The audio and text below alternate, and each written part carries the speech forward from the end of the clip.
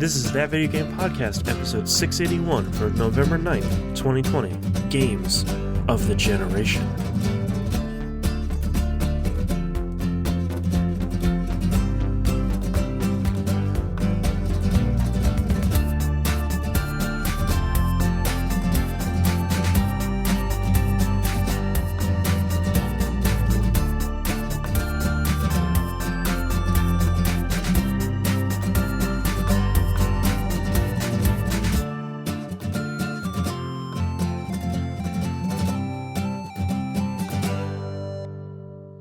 Welcome back to another episode of That Video Game Podcast. I'm your host, Boston. Joining me, as always, is Moonpier. This was a mistake. And the Nimp. Hi. Normally, this is where I do the intro of the show. I'd say something like patreon.com/E1M1. I'd also mention maybe the ones or numbers and say maybe go subscribe there. It's around $5 a month. But we're not doing a regular episode. We're on the cusp. We're on the brand new dawn of a new generation of consoles here coming out this week. The day after this comes out? Right. Yeah, the Series X comes out the day after this, and the PS5 comes out 3 days after that. And so we thought that we would celebrate the last gen of consoles, the 8th generation of consoles. We didn't really do this for the 7th gen. And when Moon mentioned this and say like, hey, let's do like a send-off episode, I thought that sounds, bless you. I thought that sounds like a really good idea. Also, one where I don't have to write show notes for an episode. So you've sold me. So that's literally the only reason why. It sounds great. All right, so let's go over the rules as they are here. It's a very loose thing, a lot like it has less rules than Top 10, but we're covering the 8th generation. That's Wii U, PS4, Xbox One, Switch, and PC, and mobile. This covers games from 2012 to 2020. We're going to go around the table like we do for Top 10. So we go Moon, then Nimp, then myself. We try to impress upon you like we do in the Top 10. These aren't like the perfect, the flawless, the indisputably best games of the generation. These are more our favorite games, like our highest recommendation for games, our favorite flawed gems, like sort of whatever. It's like, here are the memorable, mentionable games of this last generation. To steal the definition from friends of the show, these are our favorites of the generation. That's right. So we will forget something that we will be upset about next week, where they're like, we forgot about this thing. And probably cover most of them between the three of us, but your favorite game will probably not get mentioned, and I'm sorry. Either we forgot it or it sucks. Moving on. Also, take a shot or get somebody to sign up to Patreon. Every single time one of us says a game name, and one of the other two people go, "Oh, I forgot about that one." Yep. Yeah. Because please don't play a drinking game. Yeah. Just like Game of the Year, we are doing this blind. Like, yes. I don't know what these two are going to talk about. I've got an idea for Nimp. It's going to have 50,000 words in the title, and it's going to be made in Japan. That's easy enough. I pared that down quite a bit because I didn't want this to be top 20 JRPGs of the generation. Right. Yeah, and we don't know each other's games. We don't know what the other person's going to talk about. So the only real the only real guidelines that I put forth on this is we didn't want a 6-hour episode, which hopefully is not predictive of the final runtime of this episode. But really tried to stick to around 20. I have 38, so that worked really well. And I know that both of these guys also have big lists, but there's a little bit of crossover here where it's, we're going to talk about big tentpole releases. At least one of us will have that on a shared list. So let's just dive right into it. Moon, what is your first game? So if you're a patron, you'll hear how I came about this list, and you'll hear why it's in the weird order it is. But let's start with the most recent game, period, Hades. Ah, yes.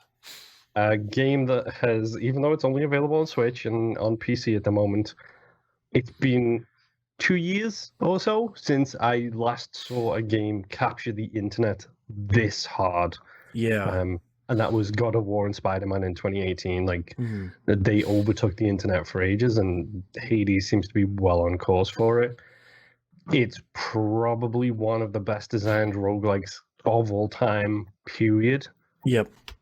Like, it's an incredible game, which plays well, it stories well, like Yep. it feels so good to play.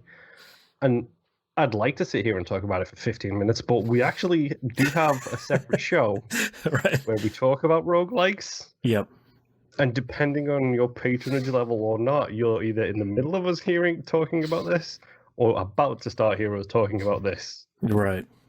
So if you want more detailed input on Hades, go check out the We Roguelike content. But I'm still playing Hades after we did We Roguelike It, which is very uncommon for me to keep playing a game that we talked about because we just played it for a month. Like you kind of get all the blood from the stone after that point. But like I spent like 3 hours last night laying in bed playing Hades, so it's still got its hooks in me. When I was finished with my couple of runs on the current We Roguelike game, I may or may not have kicked up Hades just to do a couple of runs of that. Right. It's crazy good, and it's one of those games where it is as good as people are saying it is on your Twitter feed.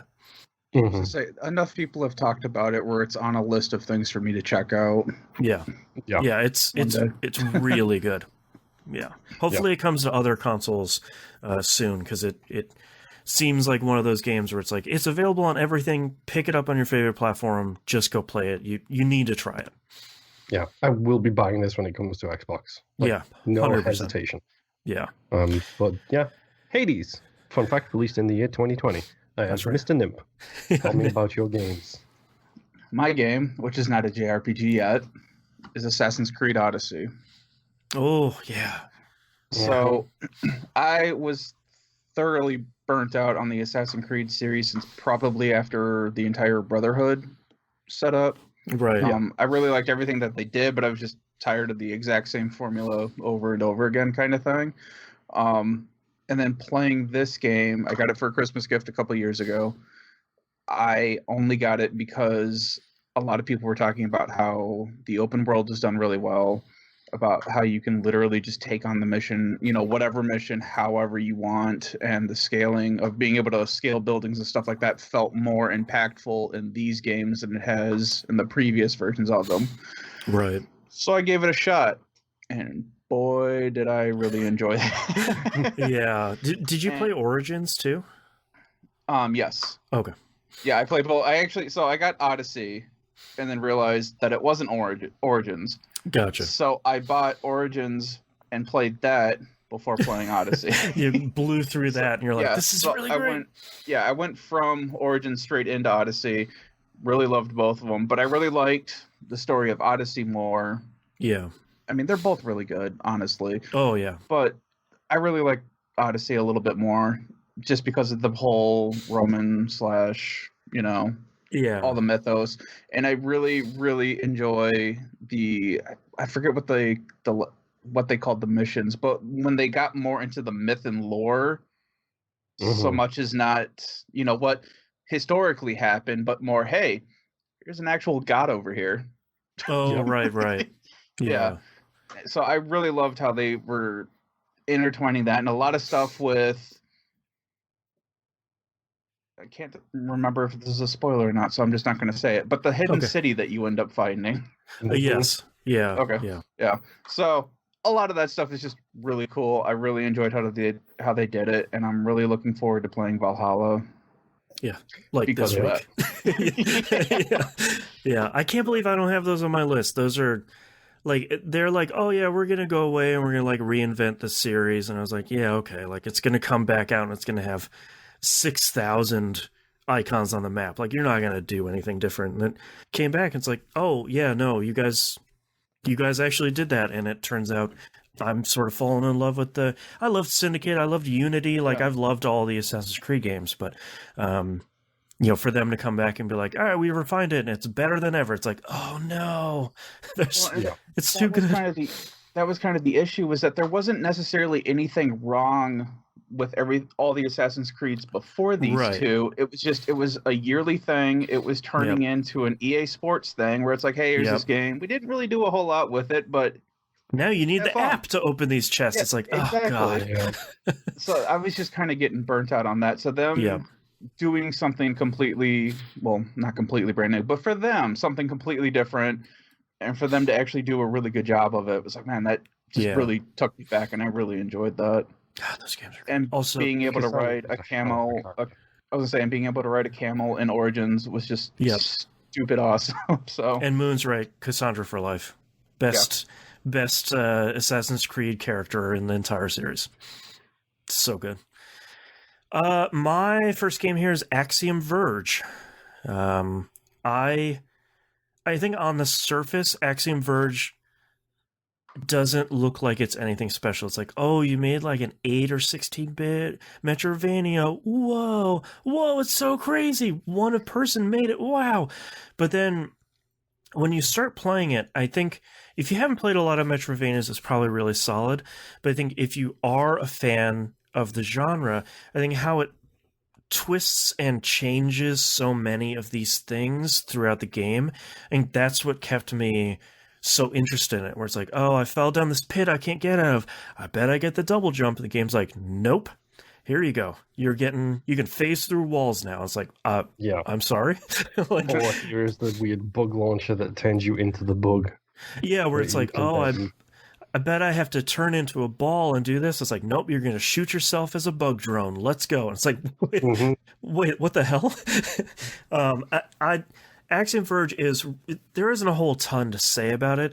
It's just one of those where you look at something like Ori and the Blind Forest, and you can say that's a really solid Metroidvania that doesn't break the mold at all, but it does what it does really well. Axiom Verge looks like kind of your standard Metroidvania that's trying to evoke a specific style, and then just kind of turns it on you at each and every point, and it's really great. And crazy weapons too. Yeah, it doesn't even bring into the conversation like the digital gun and the weird crashes and effects and stuff like that you had when you went to certain walls and certain locations and got the stupid secret areas. It's just like, like you break out of the game. Yeah. Axiom Verge is one of the best Metroidvanias done, period. Yep. It's really funny when the art style, you start and the art style looks pretty good, but then you start getting to really big sprites and like really complicated sprite work, and you're like, wow, this is really impressive. Like, this is one of those games where it's evoking a style, but definitely couldn't be done on any other platform. And Axiom Verge is really great. Yeah. Moon, what's your next game? So the reason for my madness, new to old, is about to become apparent. Okay. Let's talk about Hearthstone. Oh, Hearthstone. Yeah. Yeah. Hearthstone, a quintessential example of why Blizzard is Blizzard. Yeah. Which is to say that they took something that has been around for ages. They spent 17,000 years refining it, and then basically released a perfect product. Right.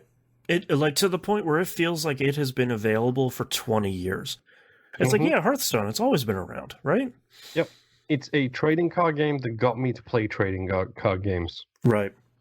Like, I don't play that kind of game, but I would still sit there and put hours and hours into the game, like on my bus rides to and from work, playing Hearthstone, getting the job done notification every 2 minutes.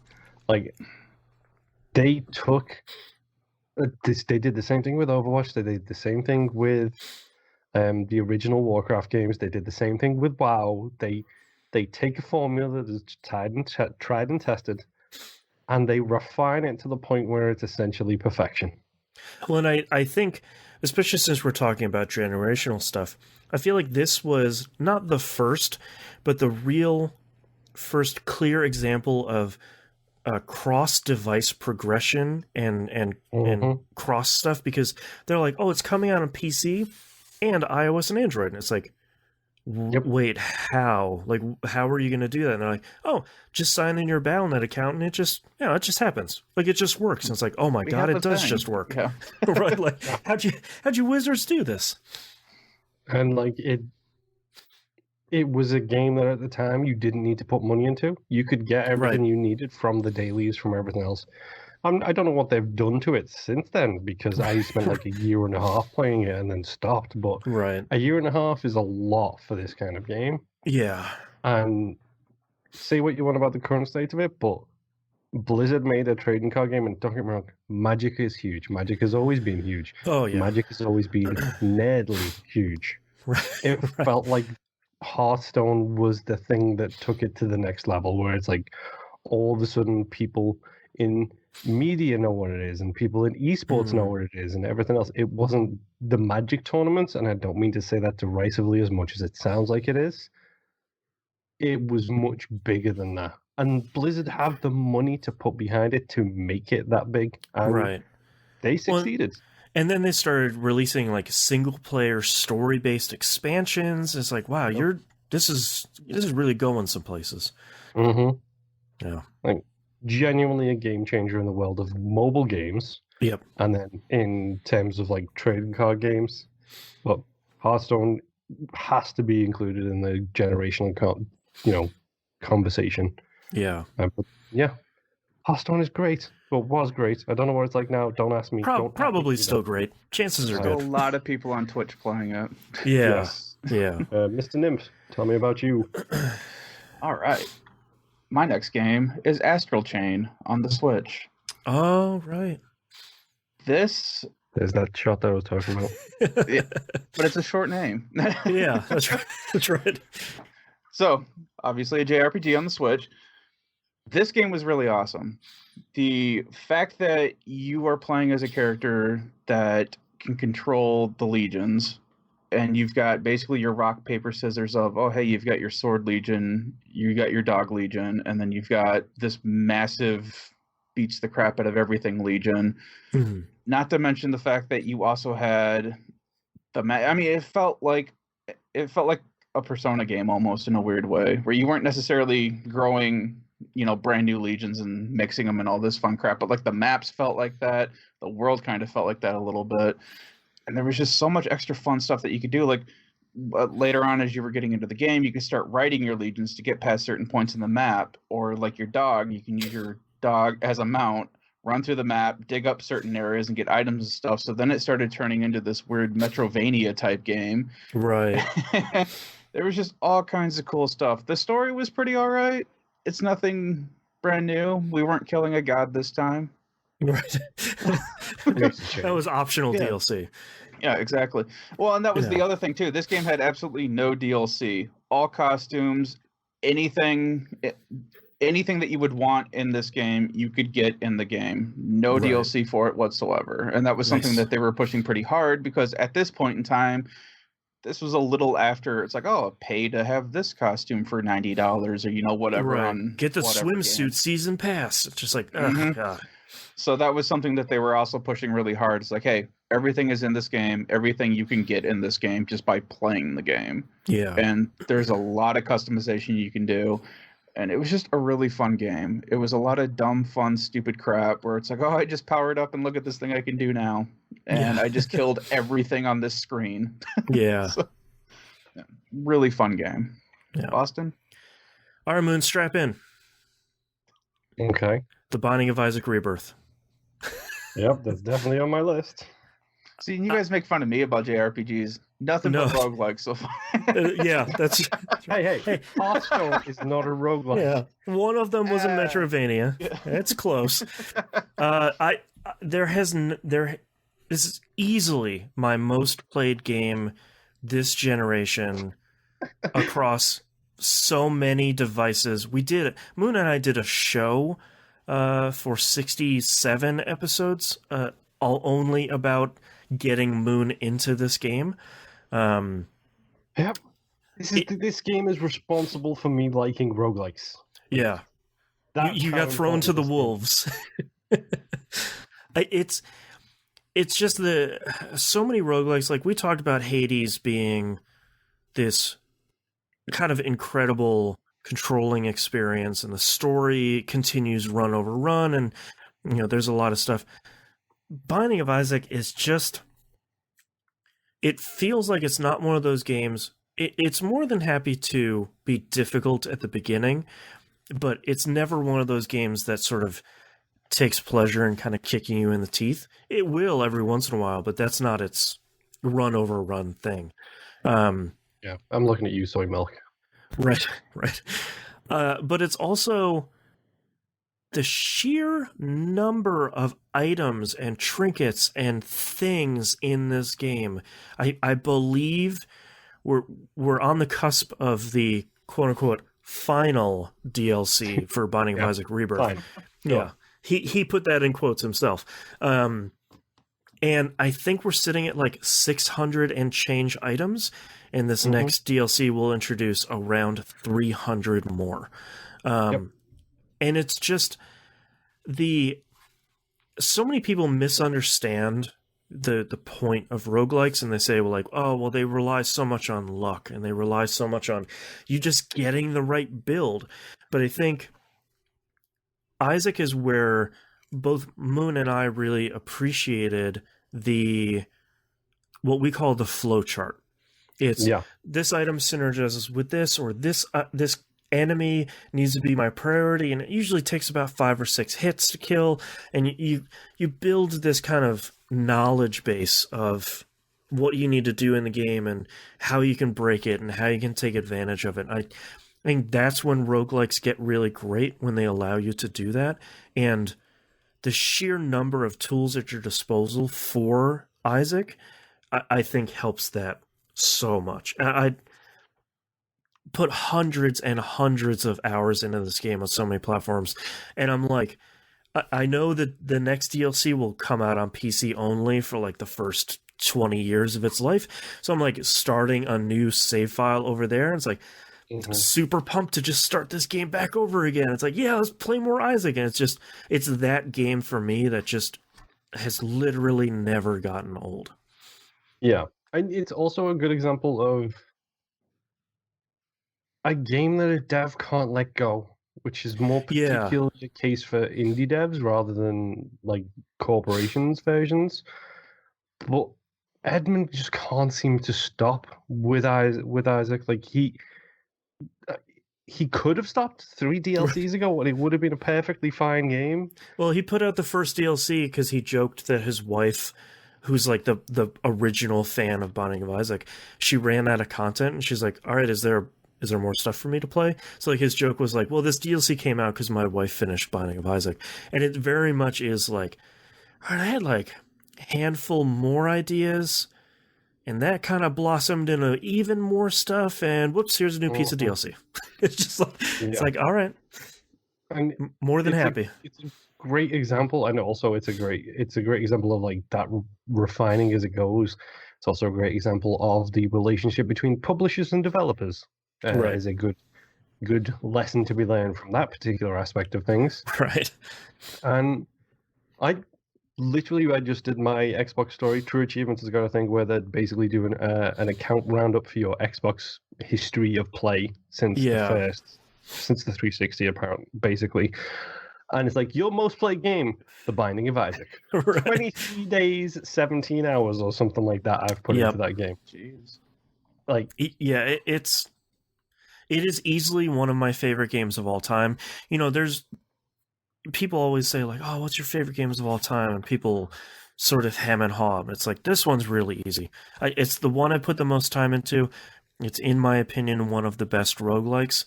And I think it's an incredible game. And it's an incredible, I think you nailed it on the head, Moon. It's an incredible, like, vision from one single creator. It's like, I want this urine and feces soaked Legend of Zelda to be this thing, and it comes out and it's like, Yeah, you did. You made it. You made your unique, like, singular thing, and it turned out to be really, really great. And like, also he made a card game version of it. Right. And like I a mean, spin-off game, and like, yeah, it's not that we're biased here or anything. For those of you who don't watch the live stream, behind me every week, I have my Binding of Isaac plushies on the shelf Yeah. way behind me. Guppy So being the cutest. Yeah. he's always here, Yeah. always. It's an incredible game. We talked about it for about 67-hour-long episodes, so you can go listen to The Binding of Moonpier Boston Rebirth if you want to hear way more. But yeah, it's one of my favorite games of all time, and it's astounding that it came out. The Rebirth version came out this generation. Mm-hmm. All right, Moon, you're up next. Okie doke. We're gonna reverse it back to modern times again here. Okay. We're gonna have to try and come up with a fancy hip way of saying let's flip the switches over and over and over again here. Spiritfarer. Yeah. A game which has its problems. Animation priority, that GD achievement making me play through the halfway through the game again, but that's not the game's problem. Right. That's my problem. It has some writing that. problems too that the developers have addressed. It's certainly not a perfect game. No. Mm-hmm. But in the year of our Lord 2019/2020, right, it was the game I needed this year. Like, it was the chilled out, relaxing, like, just cool vibes kind of game. The next thing you know, you're bawling in tears because you have to say goodbye to somebody who has a questionable character, but kind of a justifiably questionable character. And it is relentlessly optimistic about the value of people. And I think it's in 2020 that has been greatly appreciated. And like, it's even relentlessly optimistic in the value of death. Yes. Yep. As like the part of the journey. Yeah. Like it's embraces that in not a morbid way, but very much like the Irish do, in a very celebratory way, where it's like, no, it's a bad time and we feel bad and everything, but let's look at the positives. Like, let's celebrate that this person has had on the world. Right. And probably one of the best cat animations I've ever seen in a video game, period. Well, some of the best animations, like just one of those games where you look at it and you're like, man, just every single frame of animation on every single character is just built with so much love. And you could tell that they just loved making this game. Yeah. That's genuinely great. Nimp, any thoughts? Yeah. I was just thinking that a lot of the story was pretty good. The only issue I ever had with this game was just the quests. Yeah.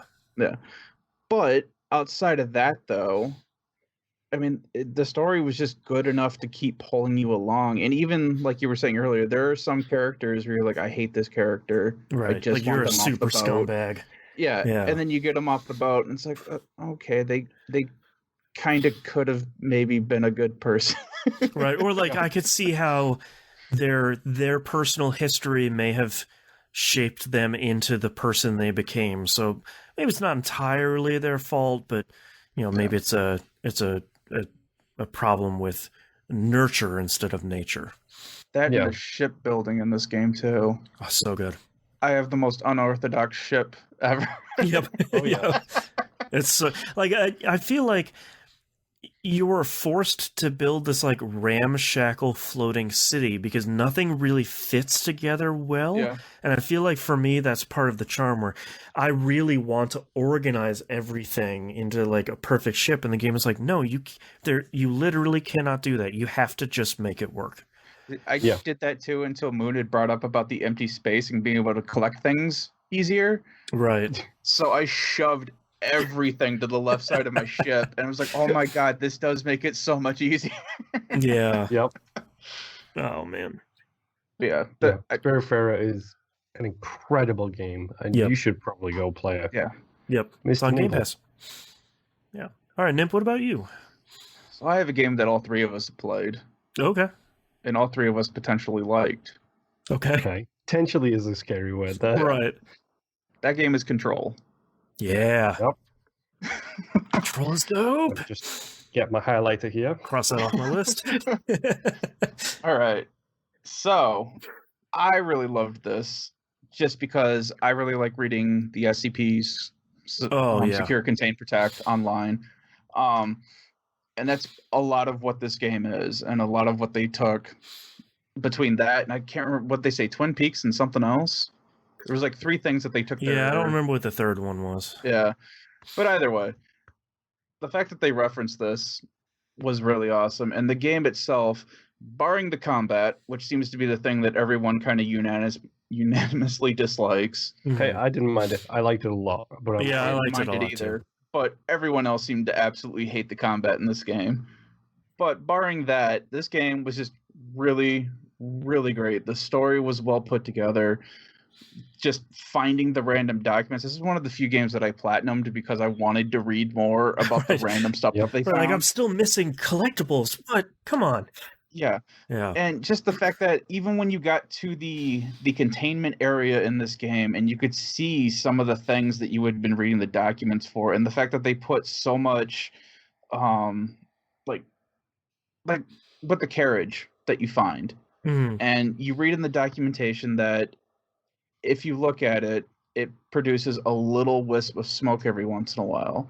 Mhm. And when you find that thing in the containment cell, and if you really look at it, you can faintly see wisps of smoke coming off of this thing. Right. Mhm. And it's just all the detail that they put into this crap. It's just really awesome.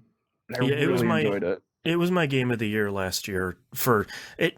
Like you said, Same. it 100% has problems. There's difficulty spikes and checkpointing problems that they've smoothed out over time, from what I understand.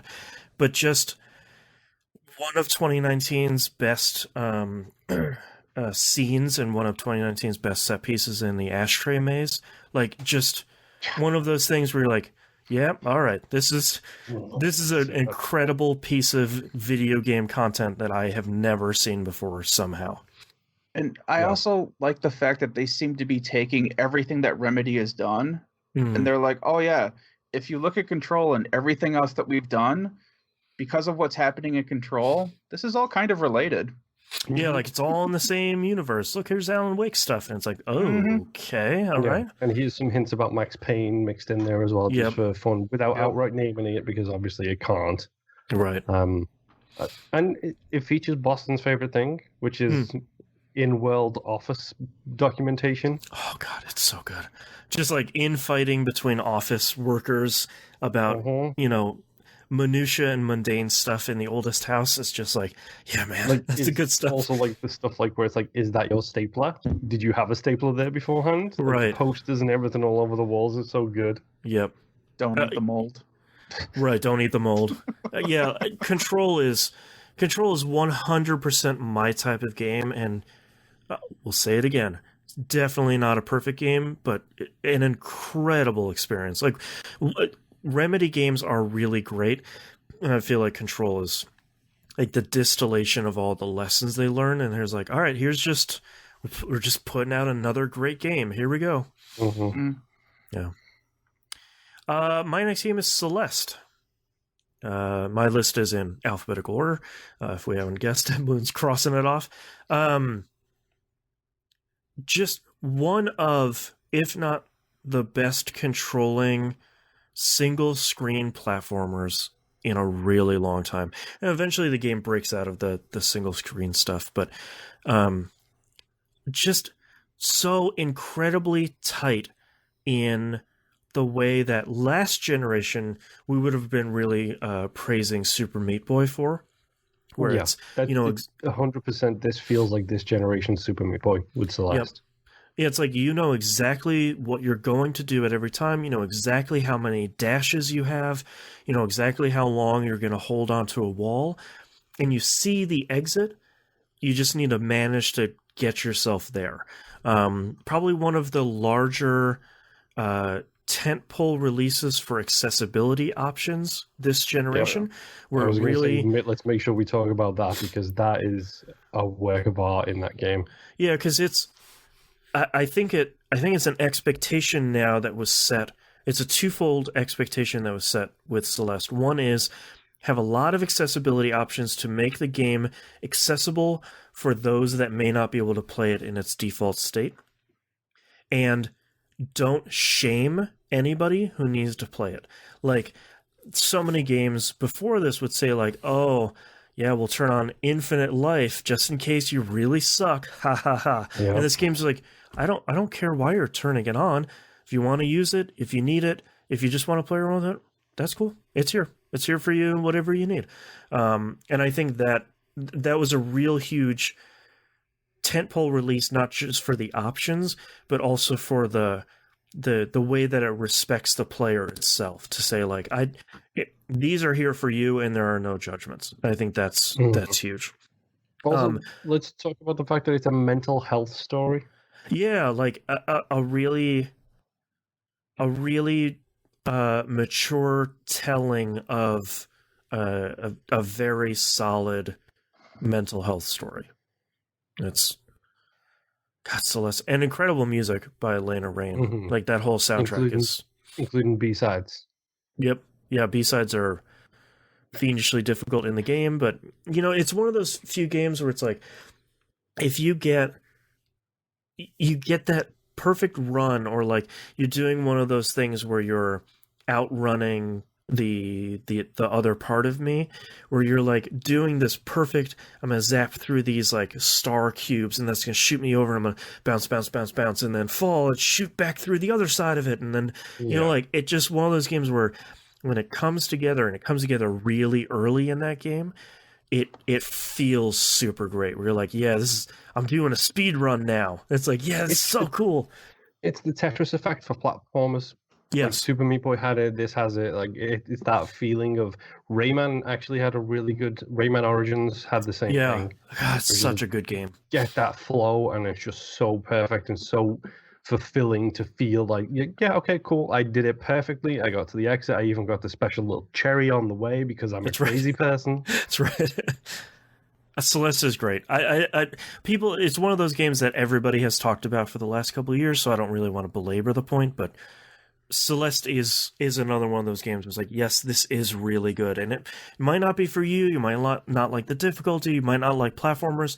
That's all cool. It's still something I would recommend to really give a shot. Moon, your next game. My next couple of games have something in common. Okay. You'll probably guess what the next game after this one is, based solely off this one. Okay. I'm going to talk about Warframe. Yep. How a tiny team, Yes, a tiny company, put out a free-to-play game and have somehow built an average game when it first came out. Fun, dumb, like doing had a troubled launch. Yeah, like fun and stupid in all the right ways when it first came out, and now it is potentially one of the best games as a service games out there. Like, radically different from what it was at launch in like the best way. Year to year, it is radically different. That's true. That's true. I think they're on their 40th update now. Something High like that. 30s. Yeah, But you It's could crazy. Still do the same dumb stuff you could do at the beginning. You could do the knee slide to the triple jump to the straight vertical jump to climb onto a wall and just. And now you can be a bard with your keyboard that plays music in the game that actually does damage to enemies. And it's like, oh, okay. Like it's one of the first examples of this generation of a dev supporting something. Yep. And then having that community build up around it and just slowly but surely grow and grow and grow. An army of Tennos. Yes, Oh, yeah. and a complete army of Tennos. They have a convention every year. TennoCon. Like, yeah, TennoCon's real good. they have some ridiculous fan art. The less we talk about that, the better. Yeah, yeah, But it somehow evolved into this perfect storm of a really tight knit community who there are some toxic people in there, as there will be in every Sure. community. But you ever say to somebody, "Oh, I want to play Warframe, but I don't know how." If somebody knows how to play it and somebody is into it, they will 1000% be like, "Okay, cool. Let me show you how." yeah. Let You me hear bring you into this 15 world. sets of feet running towards you, like, "I'll help you. Let me help you." Like it's an incredible community with at this point a genuinely shockingly huge game. Yes. Like they've got so many different modes in there that they never had before. They've got all of the jetpack stuff with like the flying stuff going on now as Yep. well. They redid basically one of the first planets in the game and made it a huge open world area. It's just okay, cool. You guys are clearly having fun over there developing for this game, and congratulations, you somehow made one of the best games of the generation simply by just sticking with it. Hmm. And I'm sure they had lean times throughout the years, but still, what they've done it's something genuinely special. Yeah. It's the best free-to-play model in that you quite literally do not need to put any money into this game unless you want cosmetics. Yep. But the best thing is Anything else can be made. and the best thing is you can you can increase your inventory spaces and stuff like that, which is something that they have a limit on. But if you sit there, like I didn't realize it at one point, but I got like a really rare prime armor drop, but only the chest plate. I didn't get the hat, I didn't get the legs, so I can't create a full suit with it. I didn't know what it was. So I literally went on the in-game marketplace and sold that chest for premium currency Oh wow. that Yep. allowed me to increase my inventory spaces. Because Nice. somebody who had spent real money was looking for this, had the premium currency, and then I sold him my blueprint so he could make this thing to finalize his collection. And That's I cool. got premium currency from it. How many games allow you to trade the premium currency? Right. And let's say that too. It's literally a system in the game that you Right. can Yeah. trade. It's not some It's shady not- third-party There wasn't site. some Craigslist stuff that he was going through. Right. Like, it's a masterclass of the small team doing great things. Yeah. But yes, All right. that is And it Warframe. looks gorgeous as hell too. Yeah. Oh, 100%. Really good. Mhm. All right, But Nimp, yes, your Mr. next game. My next game, and I feel kind of bad that I was also doing it in alphabetical order, is Death Stranding. Oh yeah. Yep. Have I'm this on not my going list. to highlight this one because it's not on my list. Yeah, this one was popping on off of my list because it's Death Stranding. It's Kojima. I really Yeah. enjoyed it because it is Kojima, and I just love the crazy off the wall stuff that this guy just puts out there. Mhm. And it was an interesting game. Yeah. Everyone belittled it for being a walking simulator. It's not. That was my favorite part, though. Like, I liked it Yeah, being a delivery exploring. simulator, where it's like, Yeah. this is the most relaxing thing I have played in a couple of years. This is great. And then you fall off a cliff by accident because you weren't paying attention, and I drowned in the water. It's too deep. No, my Yeah. cargo. but just running around with the cargo, trying to figure out how to get from point A to point B. In any other game, you would just be like, oh, I would just climb this mountain. But in this one, you're like, Right. okay, I have so much cargo right now. If I climb up this side of the hill, maybe it'll give me enough, of an angle where Right. I'm not just straight up climbing this mountain. And you get all the way to the top, and then you drop a line so that way it's easier for you the next time. Yep. Mhm. I mean, And like the community stuff with people building zip lines and highways and leaving trucks around, and just like this, Death Stranding is really cool. yeah, That stupid like thing, though. Every time That's we the run best past part. one. Yeah. especially in the story, when something would happen and a character in the middle of a cutscene would turn to you and give you a thumbs up. Yeah, and it would do the noise and everything. So good. stupid. I'm just mashing that touchpad all the time, like Yeah. ding ding ding ding ding Yeah. ding ding. But I Keep on, Really- keep it on. really loved the game and just the dumb crap that was happening in this game. Yep. Full credit where it's due. That game is gorgeous. Oh, it's Like, really great. genuinely gorgeous. Yep. It was a lot of fun to explore. Yeah. The less we talk about the crazy bosses in that game, the better. Yeah. It's a literally don't need to Kojima think game. about DJ Space Whale. Yeah. All you needed was your urine grenades, and you were good to go. Yeah. No big Yep. deal. My next game, I'm not going to spend a ton of time talking about, but it's the Danganronpa trilogy.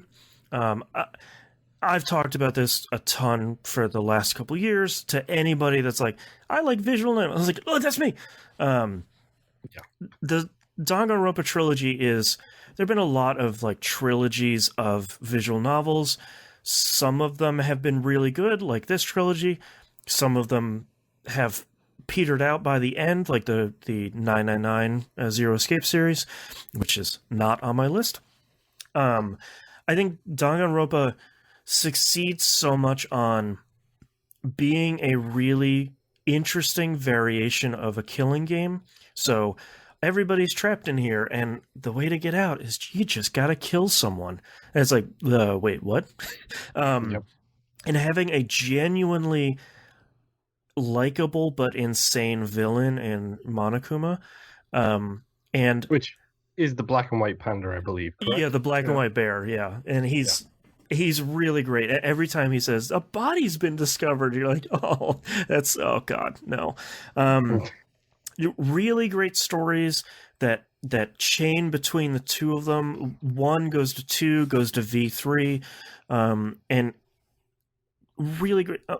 Some of the best translations here in the U.S. Visual novels don't always get really great attention, and they're genuinely. And when you get to the point where you're doing the trial, really great puzzles, really great twists and turns that the game is taking you on at the same time the characters are going on, which is often not the case. Often you know way more than the characters are, and you're like, yeah, okay, like let's get to the point where you figure it out. And it's like, wait, who did do this? Wait, why weren't you in the room? Where were you? And like taking those twists and turns at the same time is really super satisfying. And they made 3 of them, and then they stopped. They said, like, we made the story, we're done. Did you ever get your pins, by the way? Your Vita pins? Yeah, they're behind me. Around here somewhere. In the pin pile.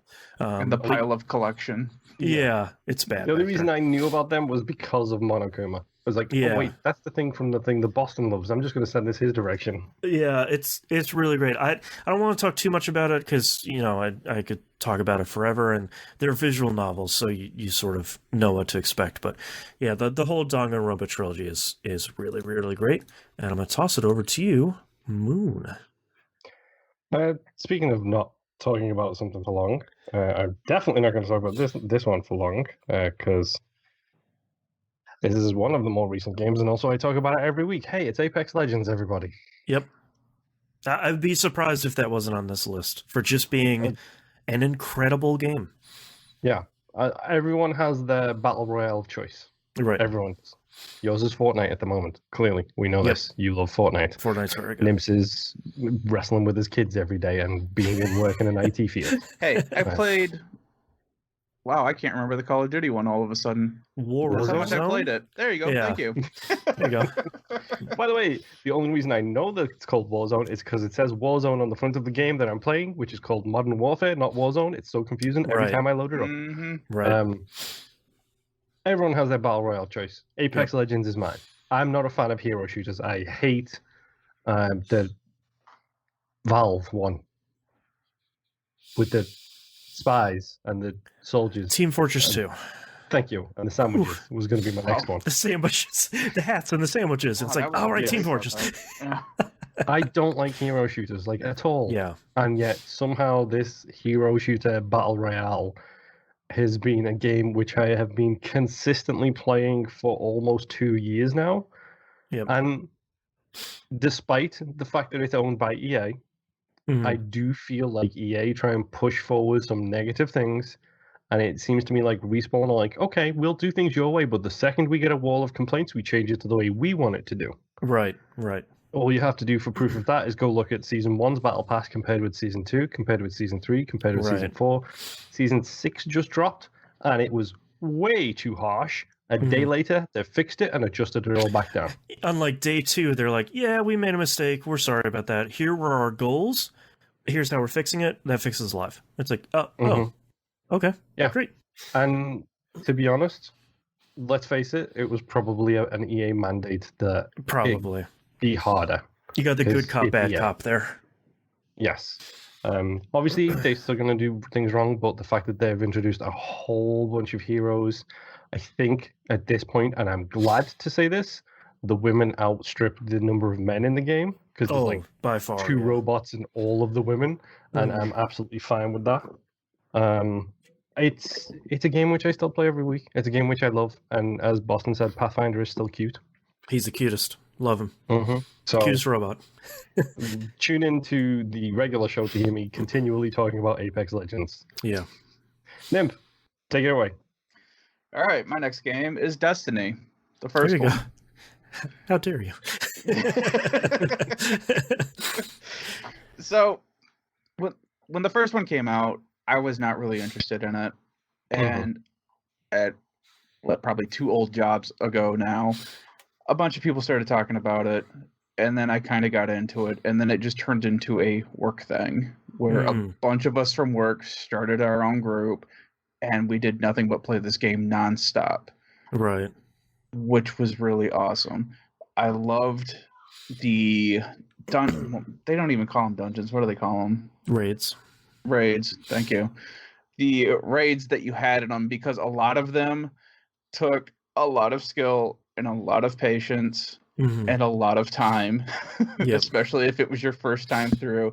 I can remember trying to do the Vault of Glass so many times to the point of my wife being angry because we had spent 6 hours on a Friday night and we weren't even halfway through the stupid thing. Sounds about right. Yep. Yeah.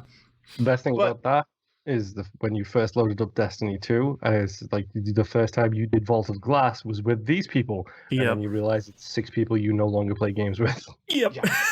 Very much so. And it was just it was just a lot of fun.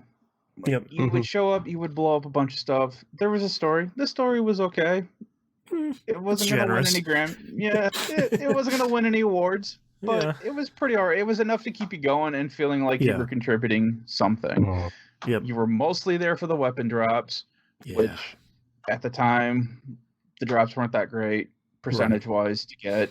Because I didn't get the Gallahorn until the day before they nerfed that stupid rocket launcher, and everyone had it for like a year at that point. Yeah, I was in the same spot where like they're finally selling it. Oh no! Yeah. Yep. But I mean, I could see part of where they were trying to go with the whole thing of each weapon has its own story kind of thing. Yeah. And for me, it was dumb stories like that. Where I had the Thunderlord machine gun was my first legendary, epic, whatever they called it, weapon that I got. Barely ever used it, but it made everybody else mad because I was the only one in our entire group who got it. Right. Nobody else got that thing for like months afterwards. And my story was just the Gallahorn. Like I said, I got screwed out of that one. But yeah, I had a lot of fun playing it with friends and coworkers. And it's really good memories. Yeah. That's all I got for that. Boston. My next game is Darkest Dungeon. Probably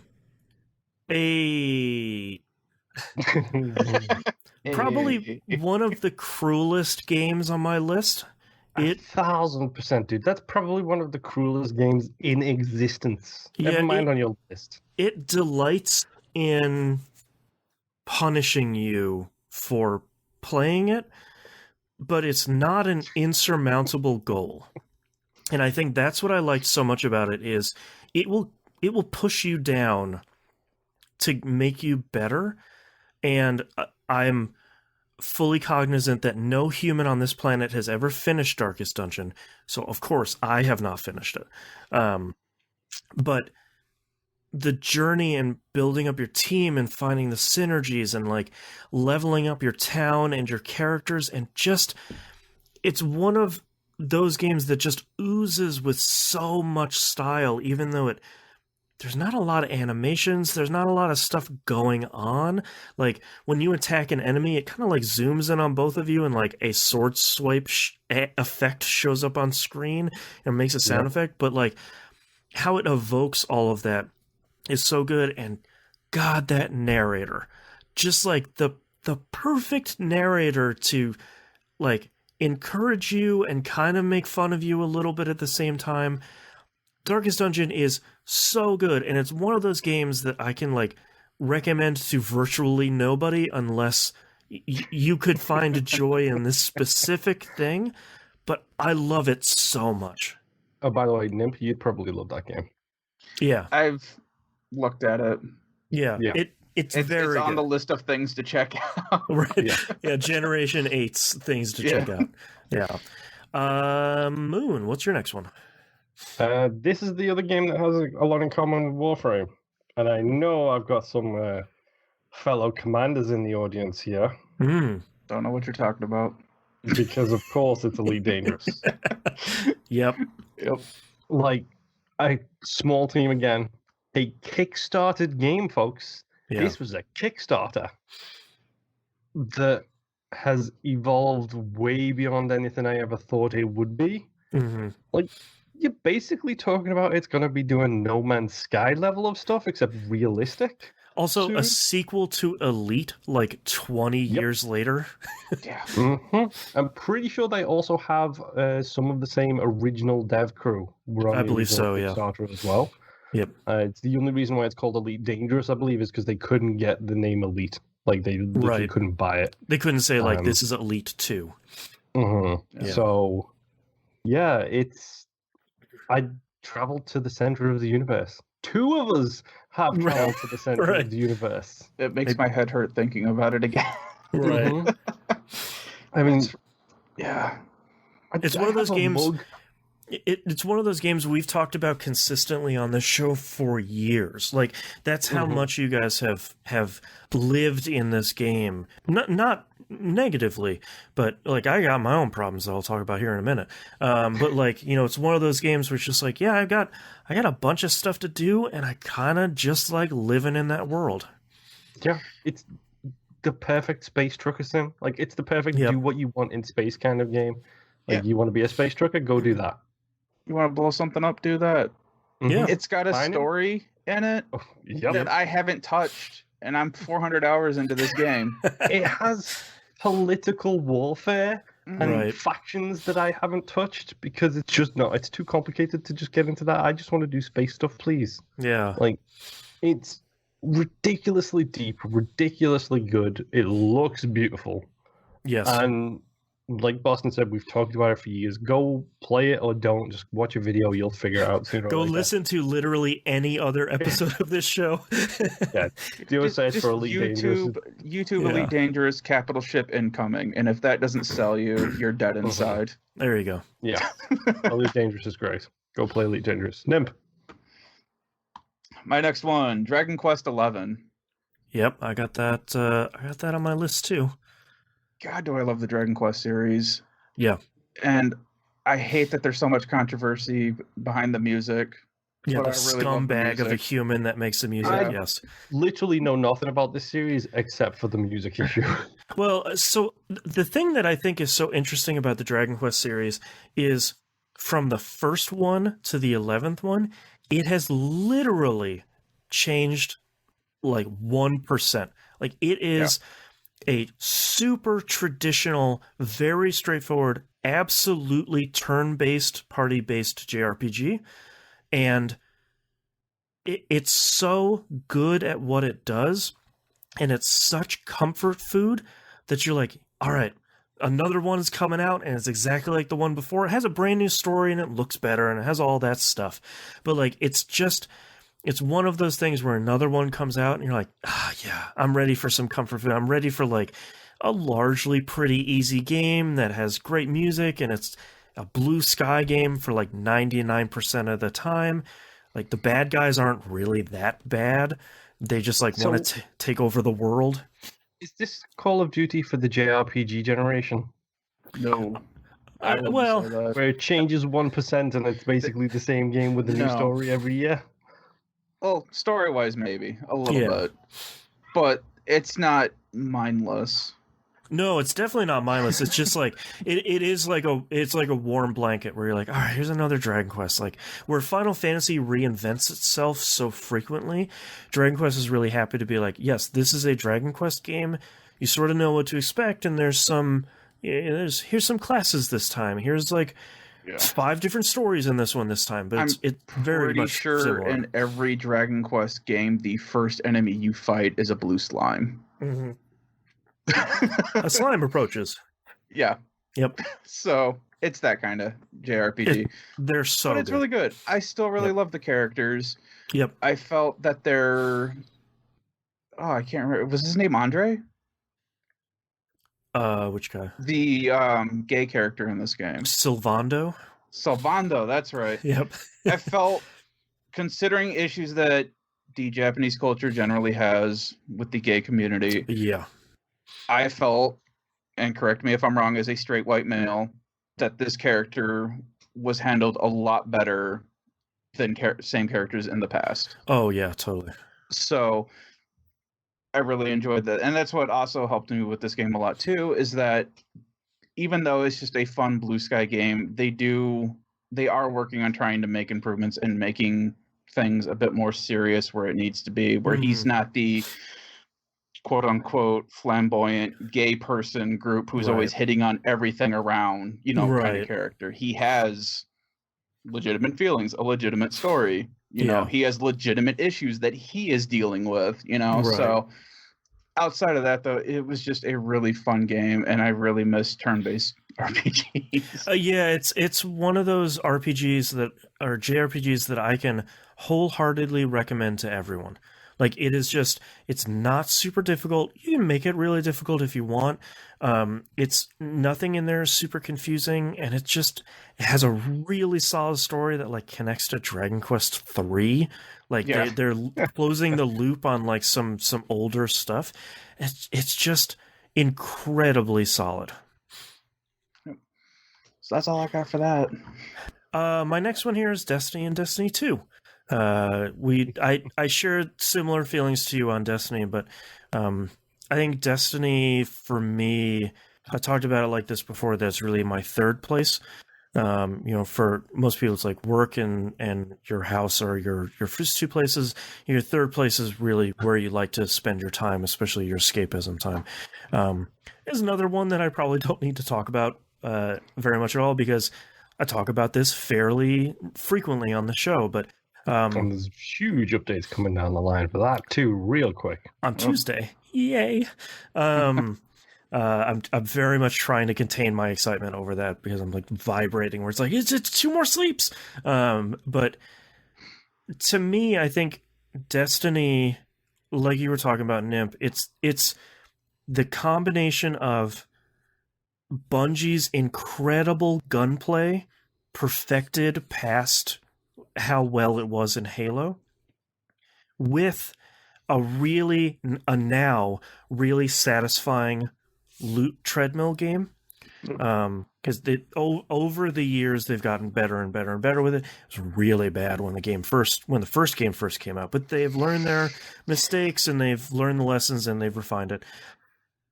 But on top of that, encouraging that community and the teamwork, and we have a raid team going on now on the Discord server, and 6 of us dads go every Friday, and we're going through a whole bunch of raids, and we are super excited for the raid that's coming out here on the 21st, because now we'll be able to do like a new raid and learn it alongside each other, and it's really great. And that community, whether it's on Reddit or Twitter or our own community, that's the stuff that really is like the final glue that holds together an incredible game that I have put.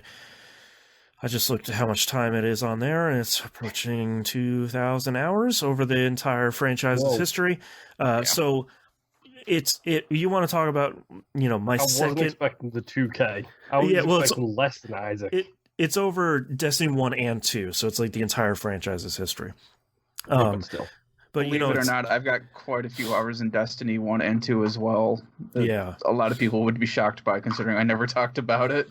Yeah, and it's one of those games too that like I've been sherpaing a lot of people into getting into it because the game as it stands now, before Beyond Light comes out, is not, to put it nicely, is not welcoming to new players. And I don't get anything for that. There's no like, oh, you welcomed your 15th new player into the game. You get an exotic drop or whatever. There's nothing for that, and I'm still like chomping at I'm getting another person into the game right now. Where it's like, just log it, download it and log in, and you'll be ready you can get it on Game Pass. All of it's on Game Pass. You know, I've seen community reaching out to you on Twitter and be like, no, people, no. Yes, don't come to my web. Black hole. And you have your own website. I do, DestinyMoonCollector.com. Yeah, there you go. Yeah. Which looks really nice. Oh, thank you. I saw your updates. Yeah. There's a lot of work to do with the new season. But yeah, Destiny and Destiny 2, it's one of those games that means a lot to me in a way that I could probably explain if you give me the next 2 hours to talk about it, but it's one of those things where it has grabbed me, and I love so much about these two fantastic, really crazy, stupid games. So, Moon, your next game. Are we ready for a change of pace? Yeah. Oh, sure. Yeah. I'm breaking my own rules. I'm going directly to the middle of my list because I need to talk about it now. Okay. What Remains of Edith Finch? Yes. Oh, God, yes. Ah, Edith Finch. One of the best. What is it? Walking games? Story games? I don't know how you define them anymore. And story anthology playable experiences? Playable experience is probably the best descriptor for it. I feel bad because I didn't give this game of the year it came out. 100%. Because every other game I played in 2017, it may have been good, it may have been great, whatever. I do not think about those games on the frequency which I think about What Remains of Edith Finch. I still think about that game all the time. The cannery section alone, is probably one of the best moments in gaming, period, in my opinion. It's a fantastic game, a touching, heartwarming story, told well. A little bit loopy and crazy at first, but it kind of loops itself back around, and genuinely a shock as to how great that thing is. Yeah. And I will never stop singing its praises. Anytime anyone says to me, what should I get on this console? It's like, oh, is Edith Finch on it? Get it now. Yep. Just it will take you like 6 hours to play through it, and it is genuinely Go play it. And no brain. It's genuinely a memorable experience. Mm-hmm. Yeah. So good. Yes. What Remains of Edith Finch? Name it. Well, because Moon had already stole mine since I'm the other commander on the show. So Elite Dangerous was the next one that I was going to talk about. But the only other thing that I have to add to that is not only did I put a lot of time in this, I actually bought an extra peripheral. So I have a home right. which is great. And I very rarely buy extra stuff for consoles. So, yeah, that's it. Just buy Elite Dangerous. Boston. What? What? Well, I'm passing it to you, and I'm telling you to buy Elite Dangerous. Oh, my next game, Doom 2016. Get my highlighter out here. Moon was just talking about, I wish I had played that in the year it came out because it would have been the best game of the year. Hey, that's Doom 2016. I grew up, I was born in 81, so I grew up with PCs in my entire life, but primarily when Doom and Quake and Wolf 3D, like all of its great historic shooters came out. Like I was there when it happened. So Doom, they're not incredible games. I mean, they are in some fashions, but they mean something as someone who was a fan of PC games then, and they're part of, you know, my growing up with video games. And to hear that they were coming out with another Doom was like, yeah, okay, Well, just like Quake 4, I bet it's gonna be real good, huh? No. Specifically, Bethesda is coming Right. out with another Quake game. Yeah, and it's like I don't believe you, and I think it's going to be bad. And it came out, everyone's like, "This game is incredible." I was like, "I don't believe you. I feel like it's probably pretty Even bad." when we talked about it on the show, you And, were well, saying, and when No, you no. were saying it was really great with no history of Doom, I was like, "Okay, all right, maybe now we're talking. You're a trusted source. Maybe now we're talking about something." They nailed it. I mean, they Yeah. nailed this the attitude of Doom without like being slaven to the 90s. They brought it forward. They made a game where it's really fun to shoot those weapons and destroy demons and punch them in half, and they made a game with a really good story for a Doom game. shocking. Like, There's not a lot of it, First- thankfully. no, dude, there is if you go and read the lore entries. Like that. Oh, game, sure, it's got sure. So much depth. Yeah. But like that first level is such a perfect Oh. introduction to that game. Yep. Like, I am Samuel Hayden. I can help you escape. You just need Right. to listen to me. And he punches the screen and it's just like, yeah, okay. Punching every screen. Oh, it's so good. Doom 2016 is there's very little wrong with it, and it is just a blast to play from front to back. Mhm. It's just And- a great game. Also worth shouting out to the music in that game. Oh god, just yep, like just great stuff. Over to you. Okay. I'm going to have to get this one out the way, aren't I? Ori and the Blind Forest. We talked about Yep. Axiom Verge earlier. Ori and the Blind Forest is a game by a tiny studio who Microsoft saw with some potential and snapped up as quick as they could. Right. Because this is a game that looks completely different to everything else that was coming out at the time. Mhm. Like it immediately caught your attention because it was hand painted, like everything like had depth of field. The game looks beautiful. Oh, and by the way, it's got one of the single best pieces of music in history attached to it. Like the Mhm. music for Ori is one of the best things about it.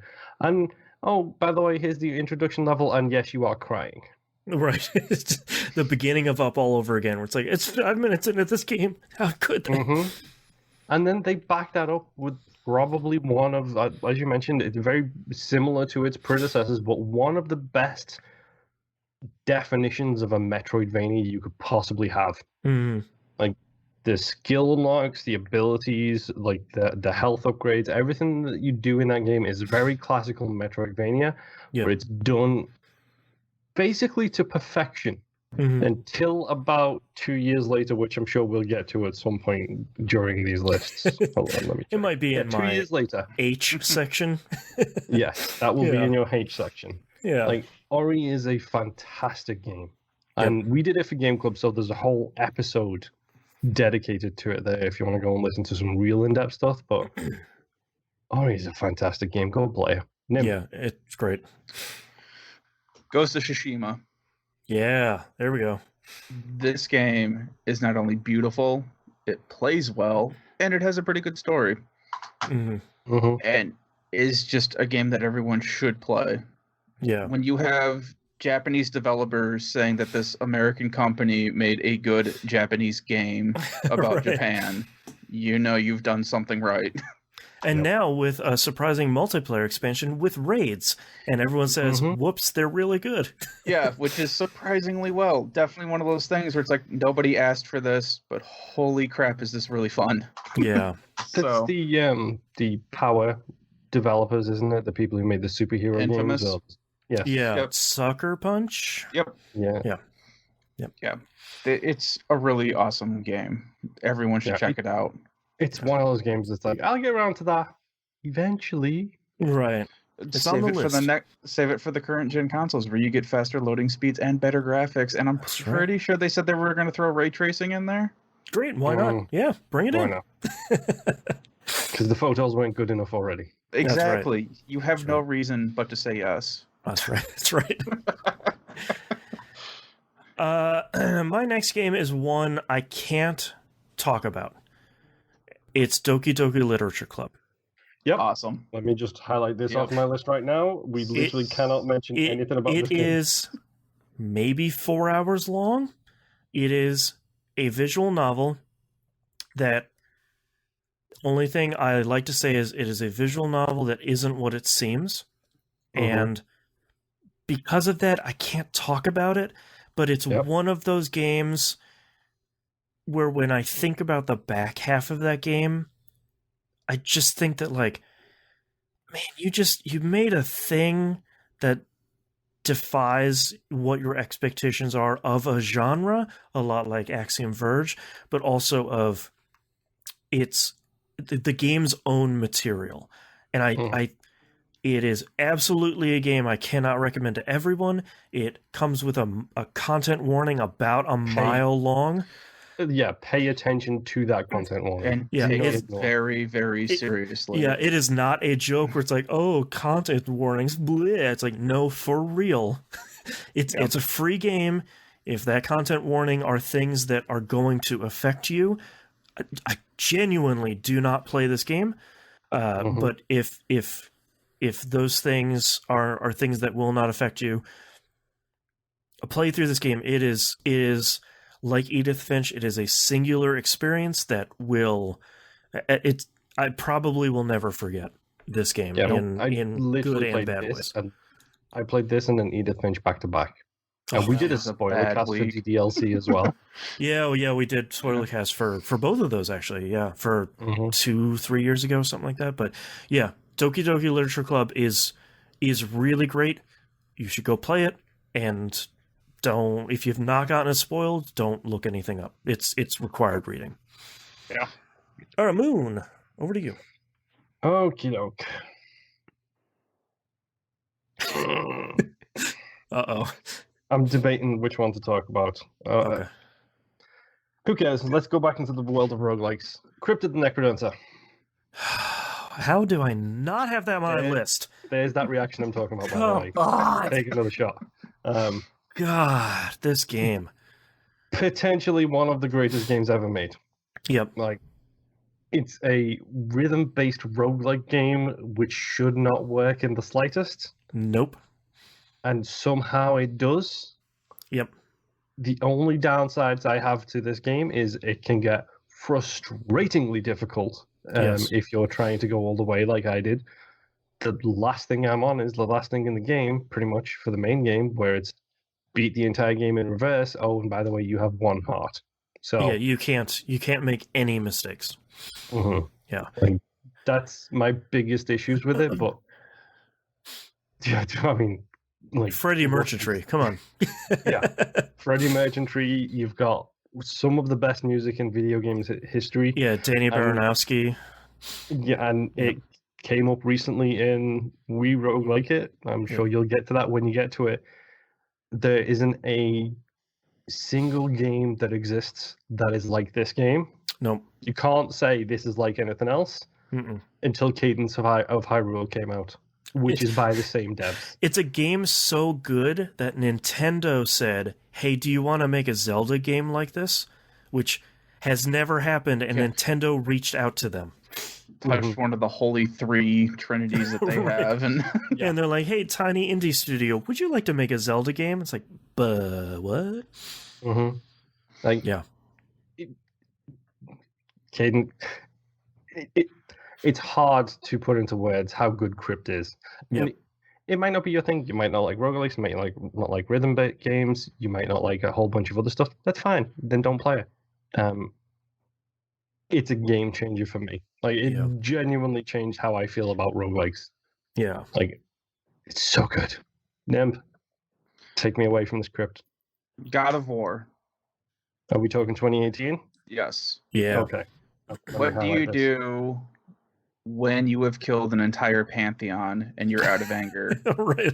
You move on to the next pantheon. Right. Yep. You just switch to the next one. Yep. This was just really cool. I loved how they changed it where, one, you're starting out with an axe. That's basically Thor's hammer, which is fitting considering that you will eventually find Thor. Right.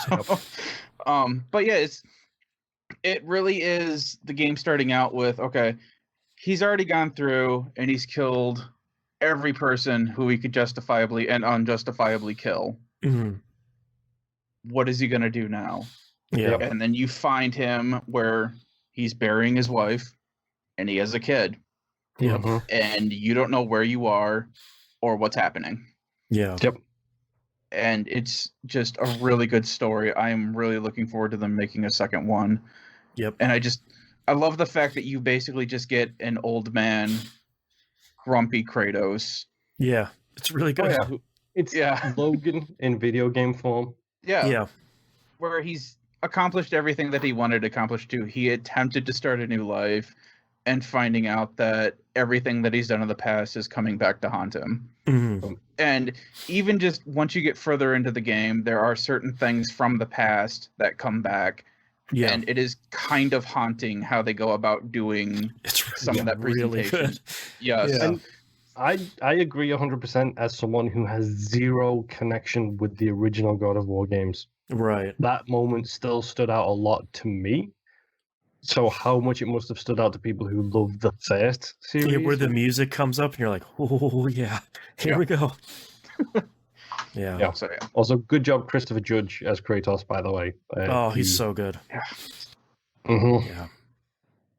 I just can't My next game is Enter the Gungeon, a game we have not yet reached on We Roguelike It, but it very much a game that feels like it wanted to take the formula from Binding of Isaac and kind of perfect it in their own way and kind of make their own thing, where you have full 360-degree shooting, but it's kind of also Nuclear Throne as well, isn't it? Like, it feels like it's kind of Yes. a hybrid between Nuclear Throne and Isaac. yeah, it kind of takes a lot of from the tentpole, like, most famous roguelike releases. It kind of takes all of those and really distills them into something really great.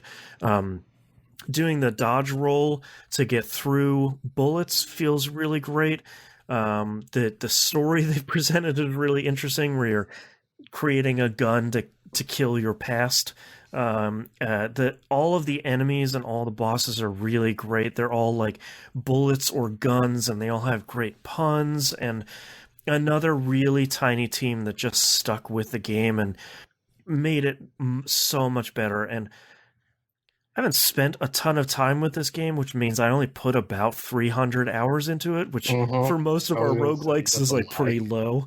But man, there's just one of those games, again, like Isaac, they had this vision of what they wanted this to be. They nailed the gameplay early, and then they just kind of fleshed the whole thing out, and it just feels so good. Enter the Gungeon is really, really great, even for people that don't like roguelikes. Before you move on, Yeah. because I know you're about to, you need to tell you what your favorite thing about the game is. Oh, there's so many. Are you talking about the Ammonomicon, which is the in-game codex? I'm specifically talking about the puns. Yeah. Yes, the puns, especially Advanced Gungeons and Dragons is the one of the last pieces of DLC. Yeah, just like one of the punniest games where you open up some like the codex entry for an enemy. It's like, yeah, of course that's what that one's called. Of course. Yep. What else would it be? That's really great. Yeah, Enter the Gungeon is incredible. Moon, over to you. Okay. So while we're talking about guns, Yes. I have to talk about the most innovative shooter I've ever played. It's the most innovative shooter I've played in years. Yes. For those of you who don't know, Curse them. I'm talking about Super Hot. Super hot. It's genuinely a fantastic game. Yeah. I'm gonna fly through this one a little bit here because, to be honest, we did a game club on it. Yeah. So, which was, I think that was this year. Or was that last year? Last year, I think. Well, either way, we did a game club Yeah. on it. There is a very deep breakdown of exactly what we think of it, and And where that don't know game if goes. yeah. Have you Yeah. played it before, Nimp? No. Well, let me Oh. tell you, it's the most innovative shooter I've ever played in I years. want to do it in VR, which Tell is a why friend. I haven't done Oh it yet. yeah, it's supposed to be really good in VR. Yeah. Yeah, it's And the fact that they did that too, like full Yep. credit to them for that as well, and changing the way it plays because you're in VR. Yeah, really Super great. Hot's incredible. If you haven't played it, just go play it. It's super short. Take it to the next one, then. Marvel Spider-Man 2018. Yeah. Yep. Yeah, it's been a long time since we've had a game really capture how it feels to be Spider-Man. Yeah. And by capture, I mean climbing to the tallest building and jumping off and waiting at the very last moment to web sling out of it. Yep. Feels really good. That game is just really solid from front to back. Way better than it should be. I haven't played any of the DLC for it, and I have heard that those can be kind of weak. I think there was three or four. Yeah, I think I Yeah. played like the first one. And I was like, I platinumed it, so sort of like, I think I might be done with this game. Yeah, one of the few games I platinumed. Yep. The best part is the suits that you can get in the game. Yep. Up to and including the comic book suit that you can get that is completely different from the realistic backgrounds that you are playing in. That's really great. That suit is what makes me excited about the Into the Spider-Verse suit for the Miles Morales one. Yes. Yep. And they just put a lot of detail work into this game. Not as much as some people want, because a lot of crying about puddles that don't exist anymore. The puddles! But I mean, it had a good story. Yep. It had great gameplay, and it looked freaking awesome. And it was a big open world game. Yeah. Incredible set pieces as well. Like, the helicopter chase is fantastic. Oh, There's so much good stuff in there. Yeah. So that's mine for now. My next one is Final Fantasy VII Remake. Pass that off. It's one of those things where it's like, do you even try to do this? Do you try to do a remake thing for the most popular JRPG of all time? We all assumed they would never do it. Why would you bother? Like, why would you bother even attempting? Yeah, like, why would you risk the pure hatred of this? And I think they did the best thing, which is they kind of started back over. And they asked the question in the game itself, how far can a remake go separating itself from the source material? And the answer is fascinating. The questions, the way they pose the question is really interesting. And they just made a really fun Final Fantasy VII game. And yeah, it's a remake. Yeah, it's kind of a retelling, and it's kind of a new thing. And it's really good. And as someone who has a lot of complicated feelings about Final Fantasy VII, not as good as 8. Well, that much is obvious. It's a really good game, and it's just, I want to talk so much about it, but so much about it is, here's how it deviates from the original, and those are spoilers, and I don't want to spoil it. They did a really good job of striking a balance of, hey, this is information for the new people who have never played the original, right, to leave them on a cliffhanger. And then for people like me in Boston, Moon, did you ever play 7? All the way through? Okay. So like the three of us who have played the original source, they even left us on a cliffhanger of, he thought it was going to go this way. Well, guess what? Haha. Strap in, guys. Yeah. Yeah, this game is, I don't want to talk too much about it because, like Final Fantasy VII, it's been talked to death, but it is genuinely really fantastic. Moon, over to you. Okie doke. You mentioned number 7. Yes. 7. It's number 7. I hear 7s. Which immediately makes me think of patreon.com/E1M1, the ones and numbers, where if you can get us to over $250 a month, that's right. And Mr. Boston over here has to play one of the games of the generation, which is Resident Evil 7. The only reason you put that game on your list. Well, talk about, like, we talked at the beginning about Assassin's Creed reinventing itself. Talk about a complete reinvention of a series that people were like, oh, great, another terrible Resident Evil game. Woohoo! I mean, 4 was incredible. 5 was okay. Yeah. Questionable decision making along the way in some of that stuff. 6 was, I just, I, It was a I mess. can't describe how bad 6 is, and I got a full gamer score in that game, for the Right. record. Look up certain ways to look at the 6 in Resident Evil 6, and it will blow your mind, and you will Yeah. never unsee it. That's Are we right. talking about the giraffe? Yes. Yeah. But Oh, the the internet. giraffe in this room, though, it's number 7. Like, it's how, maybe it's a machine for pigs, maybe it's all of the Amnesia Dark Descent, which do not make my list because I have not played them. Mhm. Maybe it's the influence of them over the past couple of years, but taking Resident Evil 7, number 1, rebuilding your engine from scratch Yeah. and making it probably one of the most powerful engines out there right now, I would Yep. say. Among them, at the very least. Yeah. And making Resident Evil 7 first person, get down, gritty, barely any ammo, invincible enemies chasing you, which is usually a chore, but in this game it's genuinely terrifying. Yeah. It's a complete divergence from the way the series is going, and it's one of my favorites. Like, I was amazed with how well this thing feels to play and plays. Yeah. And it tells a fantastic kind of reboot story, which still loops it into the original series at the same time. So, Right. spoiler alert, there's a Redfield at the end of that game. Right. You know, Right. it's genuinely one of the best horror games I've ever played. And I really want to torture Boston. Yeah. So, please help. Just gotta sign up for Nim. Patreon. Take it away, Nim. My next game is Monster Hunter World. Mm.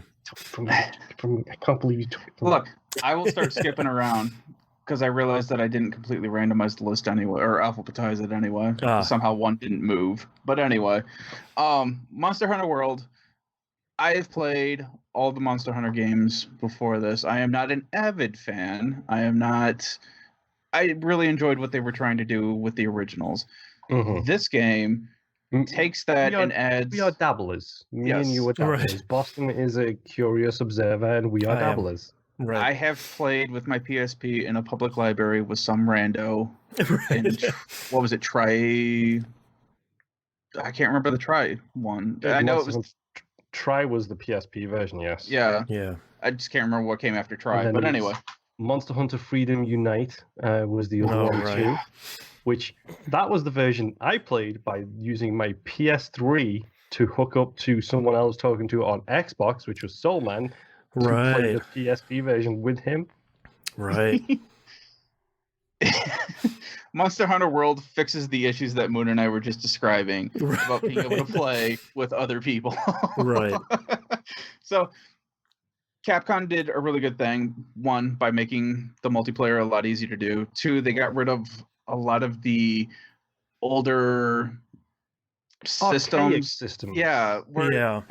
when the series first started, they were cool, they were interesting, they added stuff to the game. Now they would be considered a real pain to have to deal Mhm. with. A lot of people complain about having to sharpen weapons in this game, and that was literally the easiest thing to do out of Yeah. the We We just didn't originals. have to go and find the whetstones. Yeah. Right. But it's just fun being able to jump in, take on monsters with other people, and then improve your armor. And that's all this is. You're only killing these It's a monsters to loot treadmill improve. game. Yeah, is to improve your weapons and armor. Yeah. There's Mhm. some story, nobody pays attention to it. Yep. The other best thing that this game gave us were the cats. The Palicos. Palicos are awesome, but more Yep. specifically, the chef. Yes. Oh god. Meowskilla Chef. Yes. Oh, so good. Right. It's so good. And worth mentioning too, Capcom's best-selling game, full stop. Yeah. Of all time. Yep. hmm It's incredible. So Like, the world finally understands. Yeah. it only took Palicos. That's right. My next game is Fortnite. I you feel go. like this is probably in the list of most important games of the generation anyway, because it took Battle Royale the book begat PUBG, begat Fortnite. Fortnite being free sort of had this whole thing take off like wildfire. Um, Sadly, at the cost of Save the World, which is an interesting mode that got left to die because money, which sure I get. But I probably literally don't have to say anything about this because it is Fortnite. You have seen it if you're a human that is conscious over the last 5 years, and it's a genuinely really great game that I cannot believe I enjoy playing. That water guy, as my kid calls him, I found him, and that's Nimp left. Okay. Yep. But Fortnite is really fantastic, and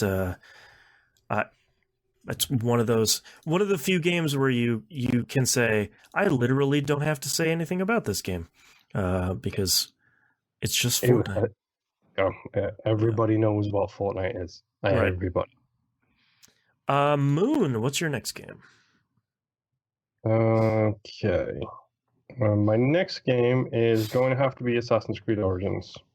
Because I know we talked about Odyssey earlier today. Or earlier in this episode. Right. But Origins was, to me, the revitalization of that series as a whole. And Cassandra is the better of the two protagonists, I think. Oh, 100%, yeah.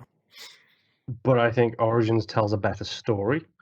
I think Origins is a better experience in general. Yep. Like, it all in all, it tallies itself up pretty nicely. We made a joke about this the other week. I can't remember if it was pre-show or not, or one of the other episodes, but minus the eagle skull into the sand moment at the very end of that game, which is one of the worst. Like, the story that thing tells is incredible, and like when you're dealing with the crocodile god as well, right? Like, it's hard to put into words how all of a sudden I felt something again for the Assassin's Creed protagonists. Yeah. And it was just so good to dive in and see this world and obviously see Egypt being one of the most famous, countries on the planet. And like being able to ride around everywhere and the pyramids and everything else. Bayek is incredible. I feel sad that Cassandra kind of stole his thunder a little bit. Yeah.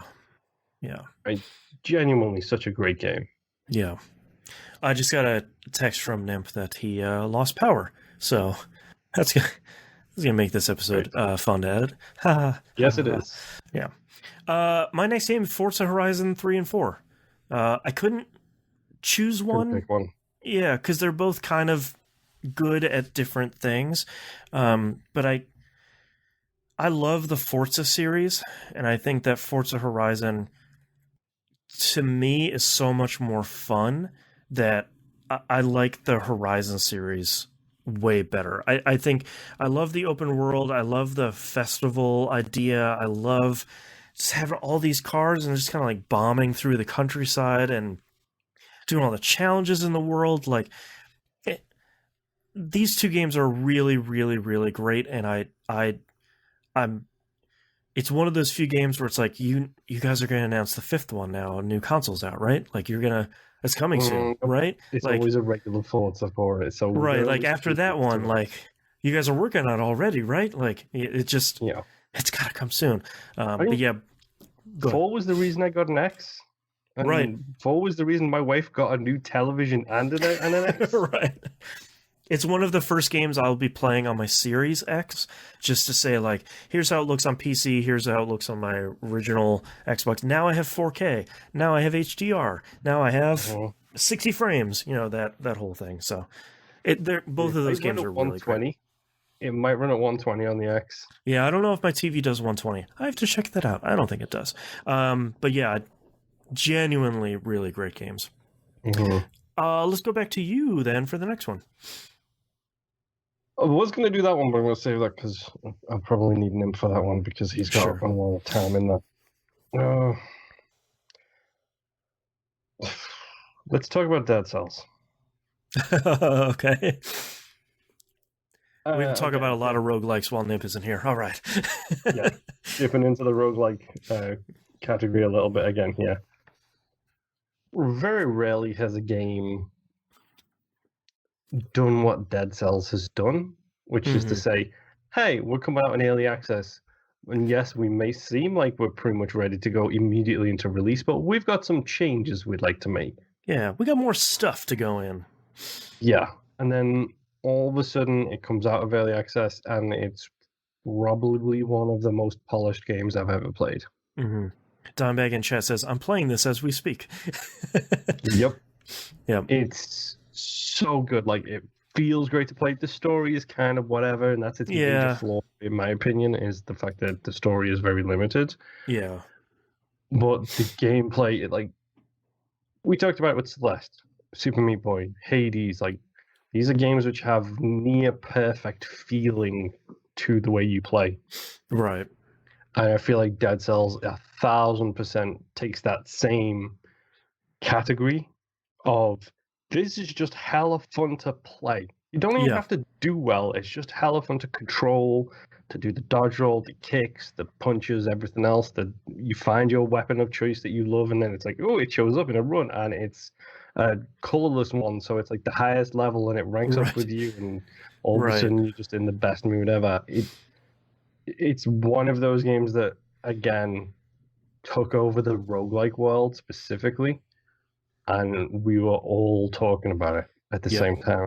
Everybody just like, Dead Cells, you have to get it. Yeah. And then they patched it and made it easier, which was a good thing. Right. It's way more fair now. Yes, it used Yeah. to feel a little bit unfair, and then when we did was that for We Roguelike It? We did it? Yeah, we Yes, did. it Yeah. was. And when I went back to it, it was just like, oh no, now it feels a bit better balanced. Now I can finish the game. All right. Yes, which I Yeah. did at Yeah. last after years of trying. It's so good. But yes, Dead Cells is great. Go try Dead Cells. Yeah. My next game, Hollow Knight. We've now reached the H Hey. category. This is kind of the inverse of Axiom Verge, where Axiom Verge kind of took the genre and kind of flipped it around a little bit. Hollow Knight is very much like, how about we took a fairly traditional rogue or Metroidvania, we made it huge, and we made the combat matter. And then Let's just not say huge. Let's say, what if we made it huge and then multiplied that by 4? it's gargantuan. Like it's so big, and I think they did the interesting thing of taking an important lesson from Dark Souls or the Soulsborne series and leaving these little clues in these little nuggets of the story behind the scenes and letting you kind of fill in the gaps if you're interested. And if you're not, that's fine. You can just go play a really great Metroidvania. Really great looking, super, super tight controls. Brutally punishing at the beginning. But it's one of those that those 5 beetles can go straight to hell. God, yeah, just one of the hardest boss fights in gaming history. But like, as you get better and as you get more upgrades, the game gets easier and easier and easier. And I will agree with people. I think because of the game's hugeness, if you get stuck, just look up a map. There's nothing wrong with it. The game is hard enough without you losing progress. Just look up a map to find where you can find the humming map dude. Just go find him. Go scoop up the map. Yep. That's not the game's difficulty point. You shouldn't punish yourself with that. But this is one of my favorite games of all time, and one of my favorite Metroidvanias. It does everything right. It plays so great. It is a genuine challenge in some of the best ways, and it's one of those games that I will continue to tell people, please go buy it. It's $5. It's on Game Pass. It's free on PS4 next month. Like, just please go play it. It's genuinely really great. Yeah. Colonizer is great. Back on over to you. Okie doke. Titanfall 2. Yep, I'll cross that off my list here. The most innovative shooter. Wait. We weren't expecting a lot from No. Titanfall 2. Like, nobody was. Titanfall 1 did not set the world on fire. No, it was a solid game with some really great mechanics. Yeah. But yeah, there was some issues with that. Specifically, the fact that its whole thing was multiplayer. Like, even the single player was multiplayer. It was kind of annoying. Yeah. But they had a good foundation. Mm-hmm. And then they took that foundation and they didn't only make an incredible single player campaign, they made an incredible multiplayer campaign and a battle royale later down the line with that. But the way they tell the story in Titanfall 2 is incredible. Welcome back, Nip. Thank you. Have a little programming behind the scenes note. Have you started recording again? Yes, I have. Fantastic. I have times, and I have a starting cue for you in there. You're the best. Oh, yep. Now this is where this all gets snip, snip, snipped. Right out the episode. Cut. But the relationship with BT in Titanfall, like, yeah, it tells a story that had no right to be as good as it is. Mm-hmm. No right to be that good. Yep. The bosses, the stories, the time travel level. The time travel level is probably one of my favorite levels in video games. The factory level, where you're climbing and doing the wall runnings around the houses as they're being constructed around you. That's probably my favorite level in the game. I know people love the time travel level, but that one to me, where you're like hopping between manufacturing platforms that are building houses and buildings, like it, I think that area is so cool. That area was so massive too, where sometimes I couldn't tell where I needed to go until people started shooting at me, and it's like, oh, I guess that direction. Right. Oh, go over there. Yeah. Yeah. Titanfall 2 is incredible, and it goes on sale all the time now, and it's usually on sale for like $5. Yeah. So go give her a shot. It's like maybe so 6 to 8 hours, and it's an incredible game. Yeah. So good. Yeah. Nimp, over to you. We will give you a warning if you haven't talked about something that we've already mentioned. Right. I was going to say, how many games am I behind now? Like two or three. Oh, It's not that many. My next game is No Man's Sky. There you go. I crossed that off my list here. Okay. Boop. For all of these stupid, dumb issues and glitches that I've had with this game, unofficial QA team over here. Yeah. My son and I both still really enjoy this game, and it's something that I look forward to playing more of off and on. I've kind of taken the route of, I'll play it for like a week straight and then give it a couple weeks off and then come back to it. And it's another one of those games where the developer is still just supporting it. I'm pretty sure they have one more major free update, and then I think they said that was it. But it'll be the first game I play on my PS5. Like that. Yeah. That's how much I'm looking forward to playing more of this game. But it's just a really fun, dumb, do whatever you want, however you want, and you can get away with it. The most relaxing exploration game out. Yeah. As long as you're not on the first planet, yes. Yeah. Or a tornado world that's on fire, or falling through a map, or... Yep. But even the multiplayer that they added with this game, which, I mean, you could...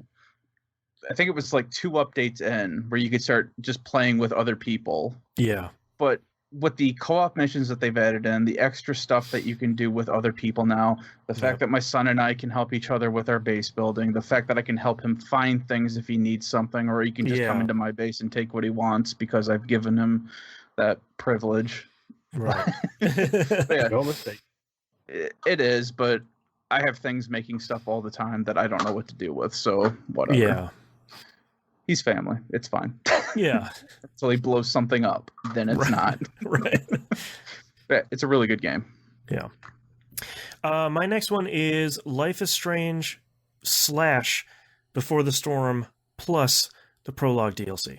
Okay, I'm crossing Life is Strange off my list. Okay, so everybody has talked about Life is Strange forever. I feel like we don't need to cover that really.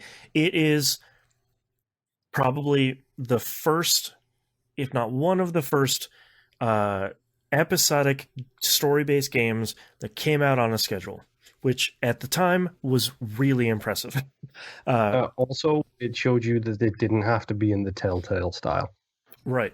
Yeah, they could do Telltale their own thing. Like 7, and they were all basically the same game at that point. Yep. But And yeah, it's so good. Life is Strange by itself is really great, and they announced Before the Storm, and it's like, I don't know if I need a prequel to Life is Strange. And like you're playing as Chloe, and it's like, I don't know if that's the thing. Before the Storm is, I think, 3 episodes, so it's shorter than the original. It is also really good because it deals with a lot of the trauma that Chloe is dealing with in Life is Strange. It sort of sets up the villain of Life is Strange in a really interesting way. So play the original first before you play the prologue, and then the prologue DLC that comes out with it does such a heartbreaking job of tying the end of Before the Storm into the beginning of Life is Strange in a way that is just really super well done and just leaving me sitting there sobbing. It's like, why, please?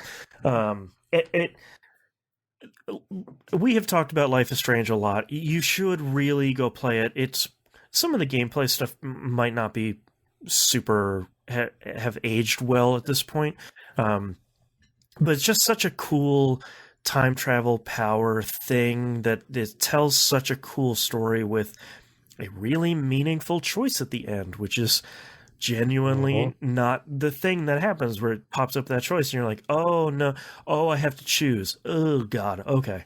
Yep. Life is Strange and all the prelude stuff in the DLC is genuinely really good. Highly recommended. Yeah, what's that? Screw them whales. That's right. Screw them whales. Yeah. Moon, over to you. Here's one which is probably not on your list, Boston, but it certainly should be. Orwell, Keeping an Eye on You. I don't have Orwell on my list. So yeah, this is another game we did for Game Club. Yep. One I would have never played without Game Club. I think Monkey Senior suggested it, like, hey, this game is really cool. I just found it. You should go try it. And it's like, oh no, this game is incredible. I have never felt like a game has made me feel uncomfortable. Yeah, and like dirty. Yeah, until playing that game. Yeah. It's creepily accurate. Yeah, like digging through people's emails and their computer and their phone to figure out if they're an enemy of the state because somebody is bombing stuff. Another actually very successful episodic game, which now the episodic nature doesn't really matter, but it's maybe like 4 episodes, 5 episodes, and it's an hour per. It's a very quick moving game, but yeah, just one of those like unsettlingly potentially accurate things where you're like, I don't like what I'm doing at all. Hello, CIA. How are you doing? Right. Welcome to the show. Yep. Yeah. It's a genuinely fantastic game, and it has an interface which I've never really seen before in games. Yep. You're literally using a computer screen. Yep, like it just looks like a dumb terminal that you would have on your desk that is just, here's the computer you got, here's all your tools. Yep. And it makes me feel uncomfortable on so many different levels. It's a great story, really well told, putting the evidence together. It's like a true crime detective kind of thing as well at the same time. It's genuinely a fantastic experience, and it's not that long, so maybe go give it a shot and see how it makes you feel instead. I love it so much. I'm really pissed I forgot about it. That's how good it is. I put it on my list and I was like, yeah, Boston's not going to have this, and he's going to be annoyed. Yeah. So yeah, Nimp. My next game is Persona 5. Yeah. So, from the music to the characters to just the art style of this game. To the style. Yes. Everything about this game is really awesome. It's really different from the past Persona games while pretty much having the exact same frame. Yeah. And I really enjoyed it. The different ways and the different dungeons that you have and the different ways you can go about doing them, and depending on how your social links, S-links are doing, and the different things you can get out of each of those dungeons because of that. And I haven't played Royal. I hear a lot of people really like some of the new stuff that they added. Yeah, I haven't gotten around to it, but the changes sound very good. Yeah, it's just all around a very fun JRPG. Just be ready that the final dungeon is kind of long and kind of sucks.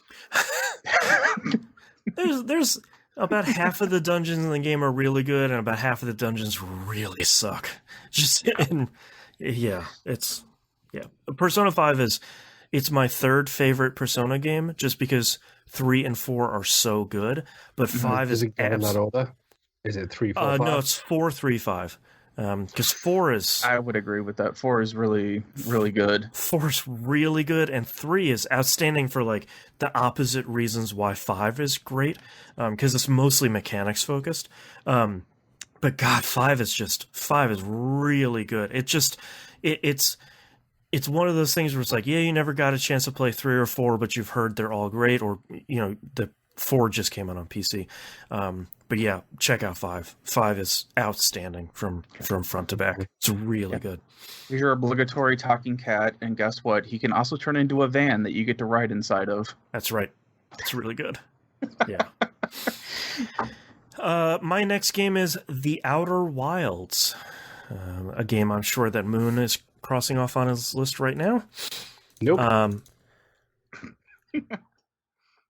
Outer Wilds makes me mad because it's the game I've always wanted to make. There's no conflict. There's no enemies to fight. There's no bad guy. There's no nothing. Your currency is knowledge, and you have to go to find that knowledge by just discovering stuff. And just so everyone's clear, this is not the... It's not the Outer Worlds. Wannabe. Right. This is that's the other one. Not on my list. The indie game. Yeah, this is the solar system simulator. I know this is 100% a me game, and it is focused on running that 12-minute loop, discovering as much as you can, making a discovery, and taking advantage of that discovery on the next 12-minute loop.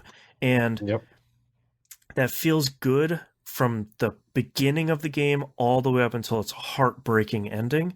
And there's some frustrating stuff, and there's some weird stuff in there. Like it's definitely not a perfect game, but God, I landed on that sun station. Like that's very difficult. Yeah, you did the hardest thing in that game.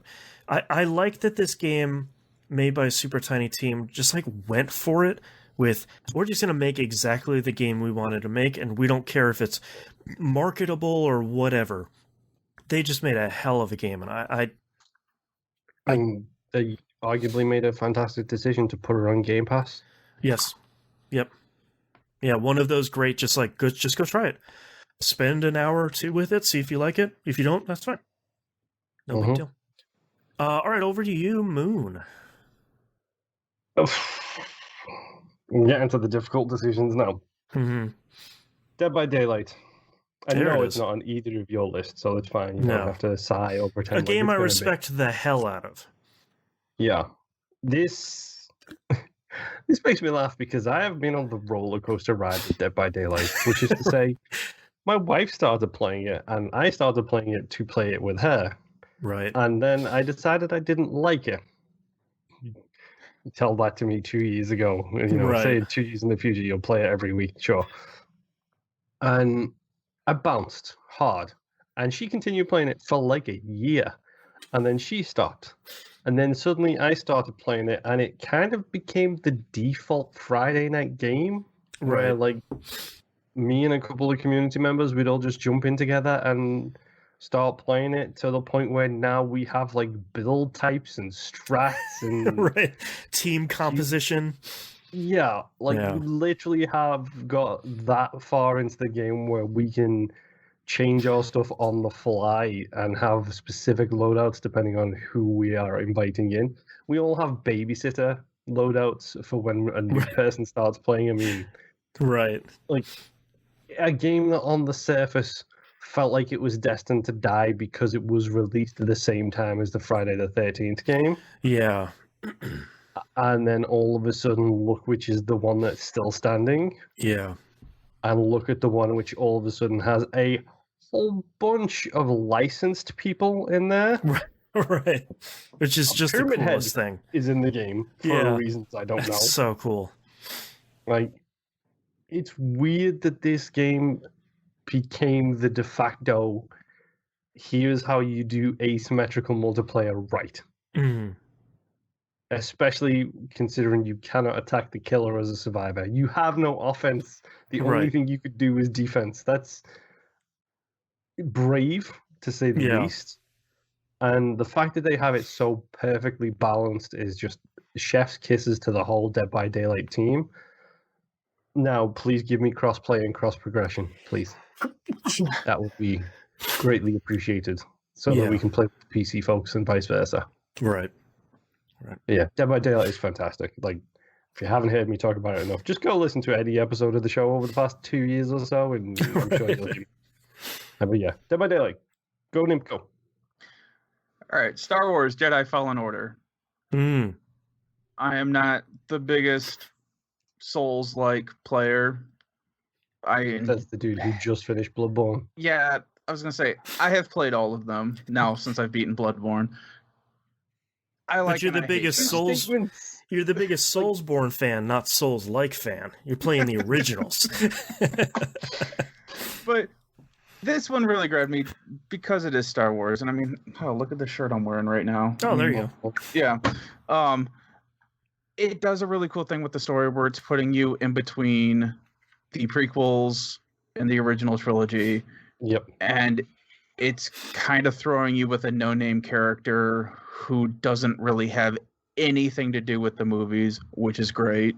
Yep. And you're just getting Dash Rendar. Yeah, and you're just getting brief glimpses of stuff that's happening. Mm-hmm. That actually, wait, I can't. Is it in between the prequels and the original, or is it the original and the new stuff that came out? Yeah, well, considering the spoiler at the end, I'm guessing between prequels and the originals. That's what I'm saying. It's like I can't really remember what point he is at. Yeah, I don't remember. Either way, it's a really good story. It has a very awesome cameo that you would expect from the franchise. And which they stupidly spoiled, by the way. In the commercials. Yeah. But that particular encounter really hammers home the godlike quality of this thing that you're up against. Yeah. So, really fun game. If it's too hard for you, which mostly is because controls sometimes, or because the game just, hey, you're sliding down. God, I hate those slides. But anyway, you're sliding down something and all of a sudden you just fall because even though you had 2 feet of slide left, you just fell through the map. That's a lot of the things that you die. It does have a story mode, which is still fairly difficult, but a lot easier than all the other modes that I was on. Right. So have at it. It's a fun game. My next game is Oxenfree. This is a very... I literally didn't write this down because I knew you would have this covered. Yeah, I've talked about this for years, but I love that they took the sort of point-and-click adventure genre and kind of took it the next step, where they have a more natural... It's like the biggest frustration point for a lot of people, and I get it. they have a more natural conversation flow where you're just sort of shooting the poops with your friends, you're interrupting each other, you're very quickly talking to someone because you're having a conversation. I liked that aspect of it. I liked that they were trying to tell this kind of cool, supernatural, spooky thing. I love the way that the entity or whatever talks to you through like snippets of like news footage. I really loved. the numbers, Mason. That's right. Like it just is Leaf possible. Like that's some of the best stuff in that game. Like I really like it. I think it's such a solid game. Incredible soundtrack. I really like the art style. And I really like voice acting is on point as well. Yeah, voice acting is really great. And I really like that this game has a good number of choices in it that genuinely matter. And there's a lot of very divergent ways the storyline can go. It's not, the typical diamond that we talk about on the show a lot, where you're kind of fanning your decisions out, but the beginning and the end are the same. But yeah, Oxenfree is super solid, and that's another game that's on sale for like $3 all the time. Was that a deliberate joke? Which was just what? Because if you get the bad ending in Oxenfree, the beginning and the ending are the same. Gotcha. You got it. Oxenfree is so good. Yeah. Over to you, Moon. Okay. It's not, generally speaking, this one isn't on my refined list. I'm putting it on it because I feel like it deserves a mention, and I don't think, no offense you guys are going to talk about it. Let's talk about the game that saved the studio. Hitman. Yeah. I just regret that I haven't played those games because I think I'd really dig them. Yes, you would. You would love the whole, for lack of a better way to put this, the visual novel solving of the path. Yeah, like the sneaking and creeping and having the perfect crime. Yeah, the optimization method you have to go through to get you the perfect run how you want to do it. Like, you would probably love that aspect of it. Yep. I have played a lot of the first one. I haven't played the sequel, so that's why the sequel's not here.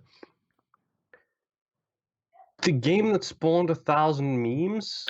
I mean, the Sheik. It's the Sheik. It's Helmut Kruger. It's the flying briefcase. It's playing the drums. Yeah. What's the thing about the toilet? Yeah. Oh yeah. Jeez. Like it's probably the best Hitman game. I loved Absolution. I understand if you're a Hitman purist that you hated Absolution. I get it.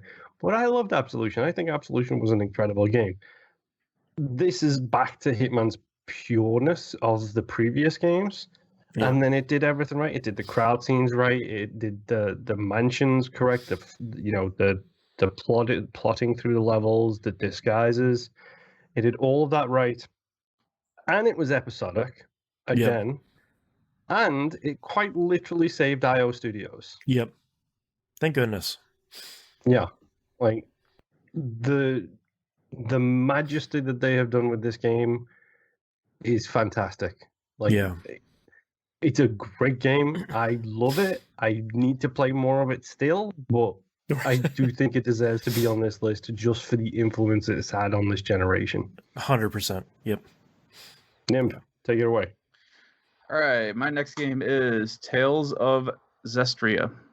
Yeah. So many Tales games, I get confused every 2 seconds. You say Tales of, and then I tune out. Moon, here's the guide. Every other one is really good. The other ones you don't need to play. Yeah. Okay. Yeah. This particular one goes back and forth depending on who you're talking to and whether this one needs to be played or not. I enjoyed this one. I also really enjoyed Berseria, which is a direct sequel to this one, which I feel has a better story to it. But again, depending on who you're talking to, depends on who likes what. I just looked up Tales of Zestiria. I like this one a lot. This is probably one of my favorite Tales games. So the characters are cool. Just the way they changed the system where you have spirits now and you're linked, and just it was just a fun, cool, blue sky-ish game. Yeah. Where there just wasn't really anything heavy happening, and you didn't need it to. Nope. Just having a good adventure. Yeah, and it had a really Yeah. good ending. Yes, it did. So Yeah. that's all I'll say about that. It's a fun game. Check it out. My next game is the game we haven't stopped talking about for about 3 years, Prey 2017. Yep. There's a reason why it was our game of the year for that game across the entire show. It's just one of those games that came out of left field. We decided, yeah, sure, we'll play it. Why not? Like, sure, it's fine. It just caught us by surprise, and it's so it's just so good. It's that sort of like exploration adventure shooter that I like, where like the Deus Ex games that you're kind of making your own solution through these spaces. Depending on how early you get to stuff, like Moon's tip about like, hey, and look up because there's a lot of good stuff up there. Your build, because you can decide whether or not to take the phantom powers too. How much you're sort of taking advantage of the tools the game gives you, where it's like, wait, what if I carry this turret like 30 minutes out of the area it's supposed to be in? Oh no, it works. Oh, they made it so much easier. I did it.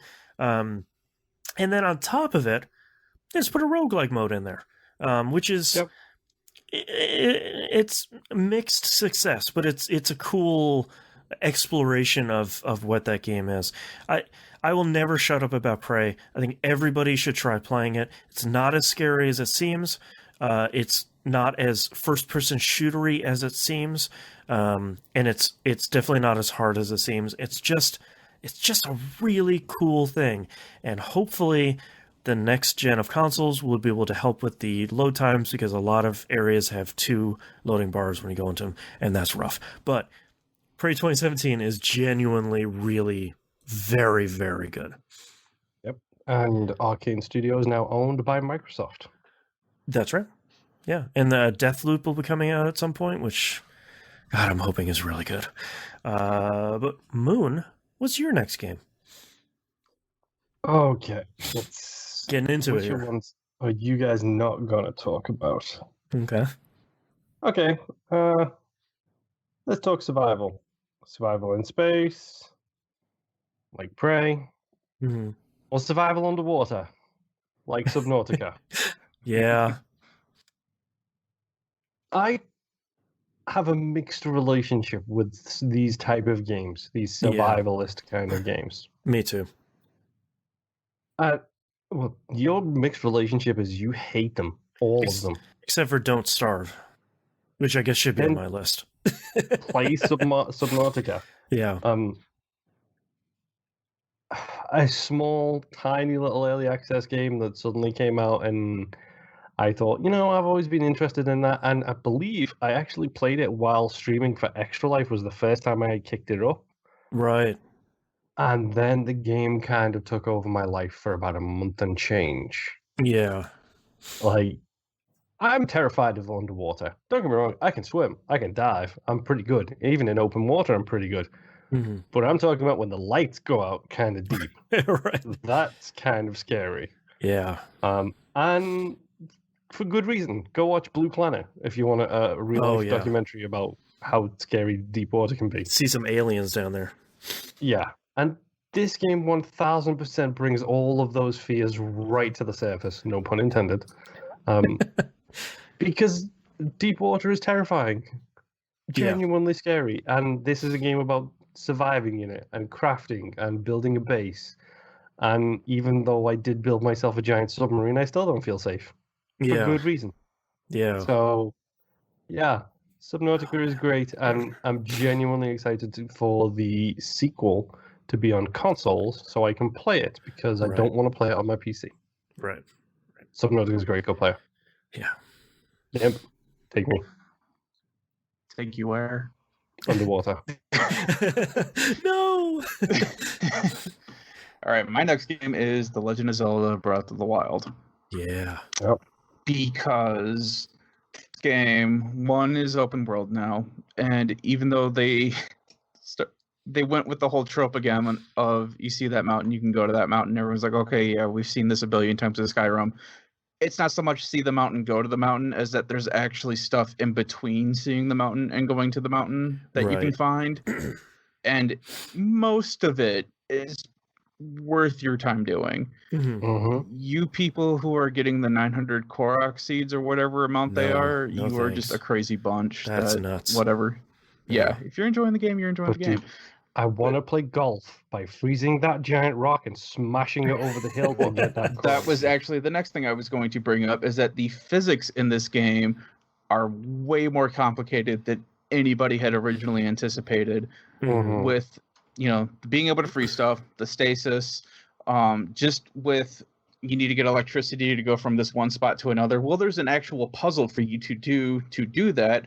Mhm. Or you can just drop all these metal swords in a row that are touching each other, and the electricity Right. will run across it. Right. Or like the ball dropping thing, where it's like, oh, you got this little maze, and if you played it on the Wii U and you had the tablet, you would have to, you know, hold it and by the gyros try to move the ball to get it to where it goes, or you just completely flip it upside down Right. and then just wing it and flick it at the last minute to get it to where you need it to go.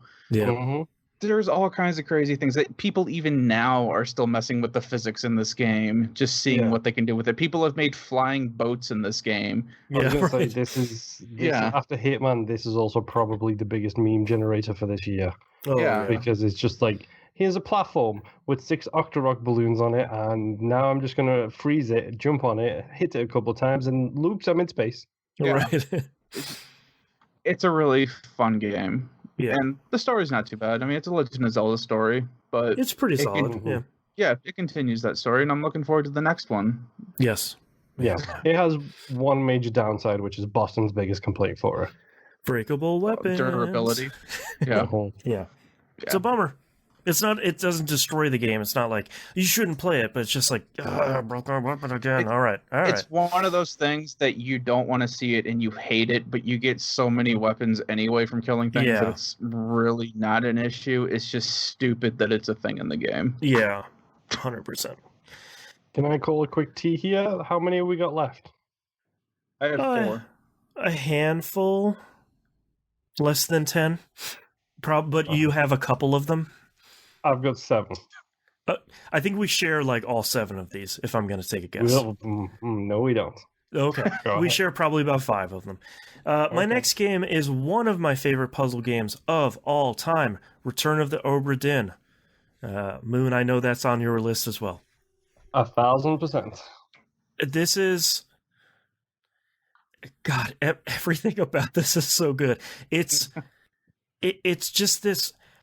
I love non-linear storytelling, and I love figuring out a puzzle, and I love a closed room whodunit, and this is all of those, and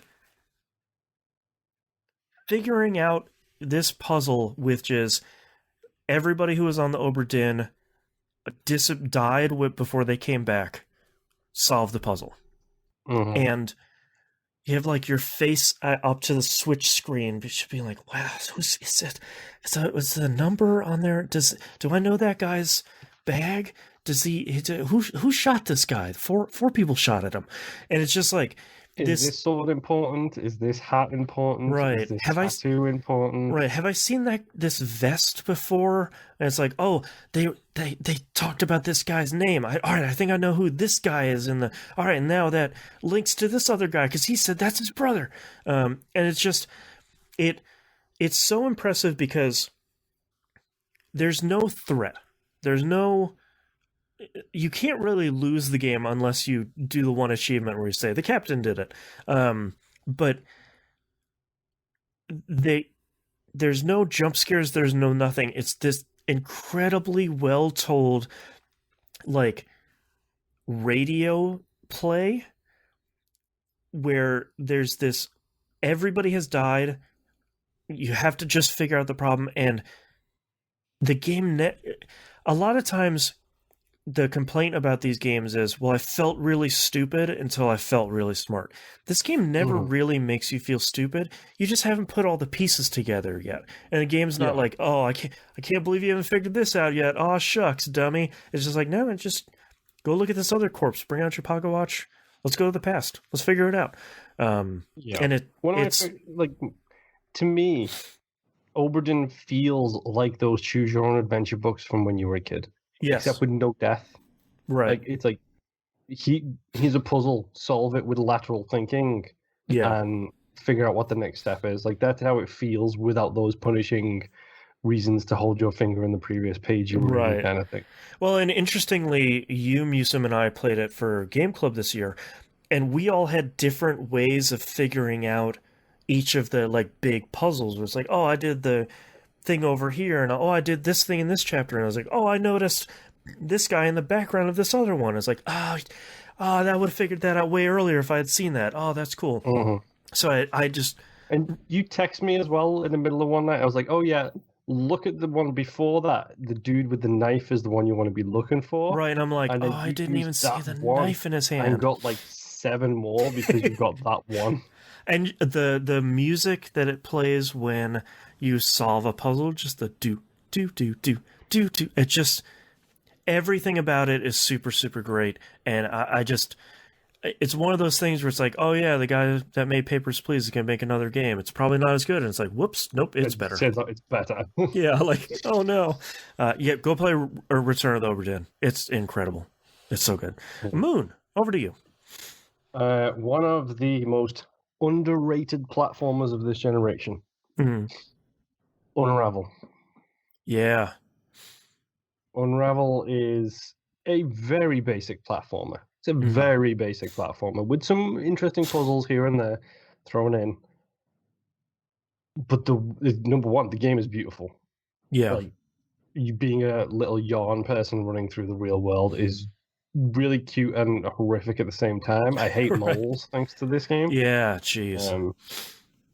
But the way it tells its story with the memories and the flashbacks and the yarn collecting these memories and then putting them in the photos in the house genuinely had me in tears towards the end.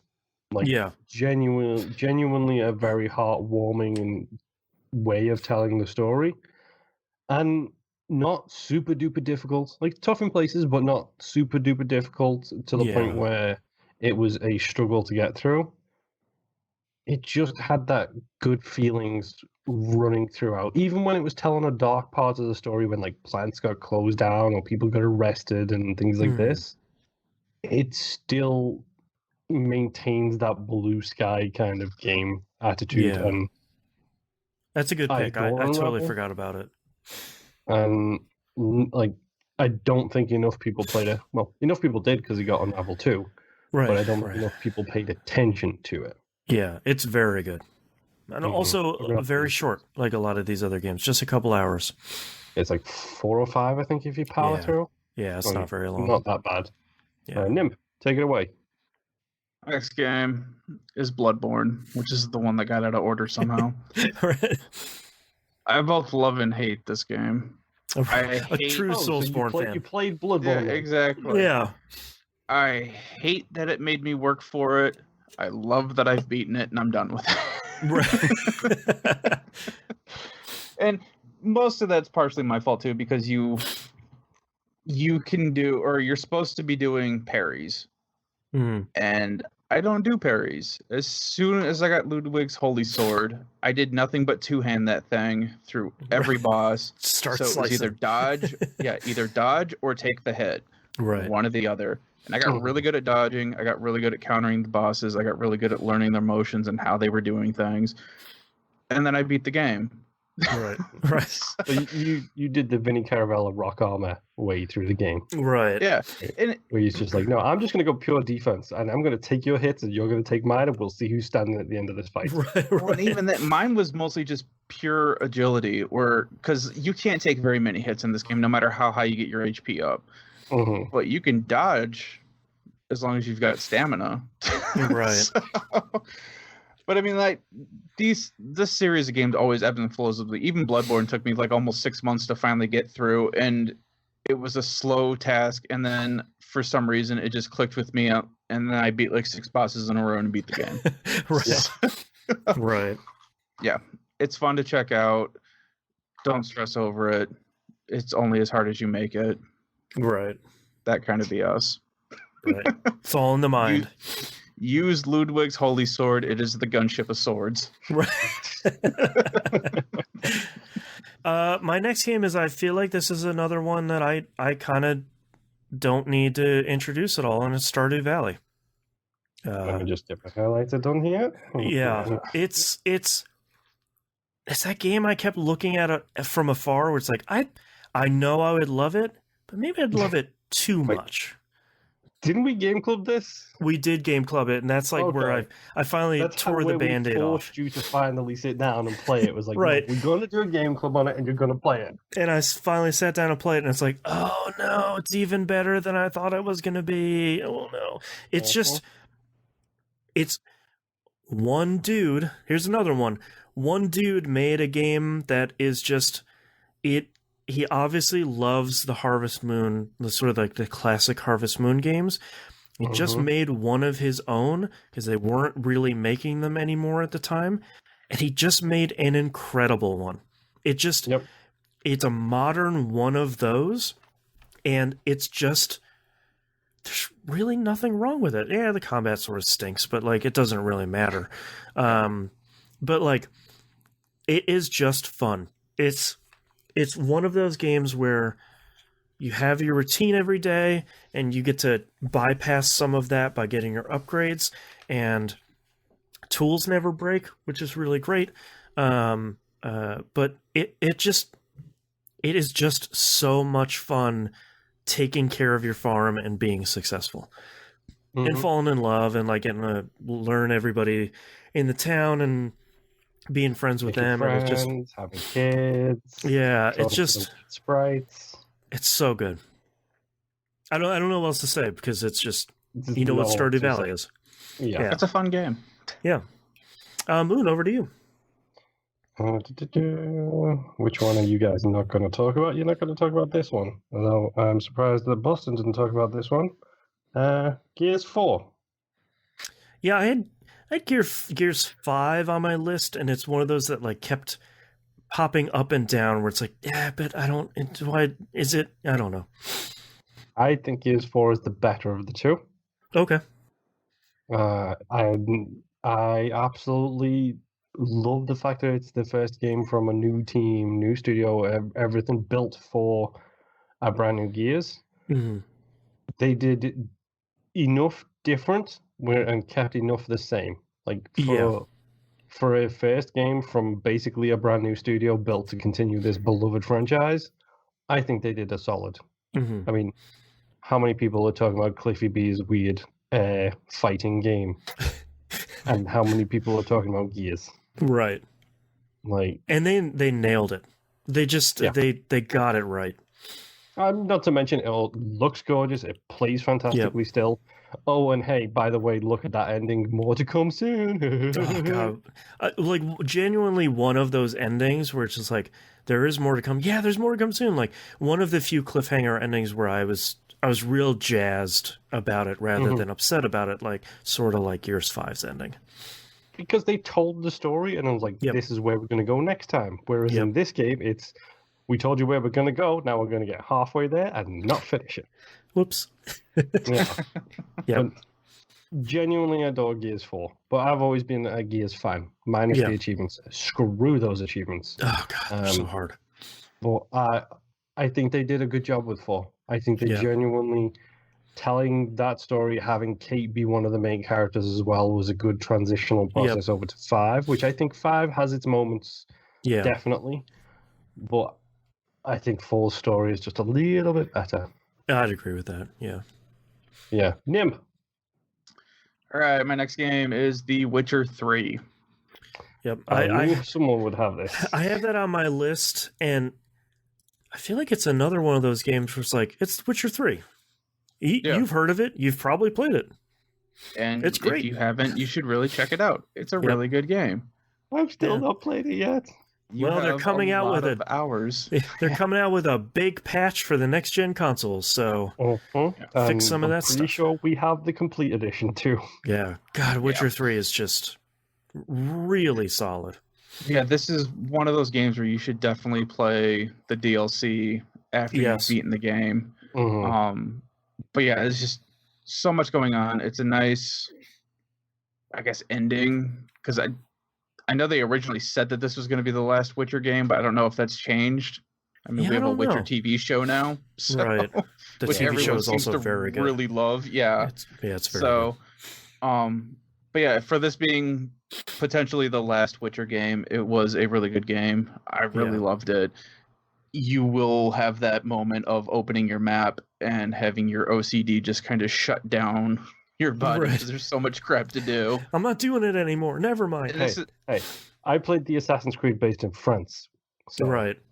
I know all about that. Right. But yeah, it's really fun. Check it out. Yep. It only gets better. It's like a fine wine. Yeah. My next game is the Talos Principle, which I'm assuming, Moon, you have that on your list as well. I don't. I mean, you mentioned you Okay. had this on your list. I'm just shocked because there's 2 games in here. I thought on my list I've got 1 game I assumed Nimp would have. I've got 1 game I assumed you would have, and you've gone past those letters, both of you. There's a couple I've crossed out here on the list just in the interest of time, so we might have. I have a whole honorable mention section. Right. All right. Part 2. Let's go.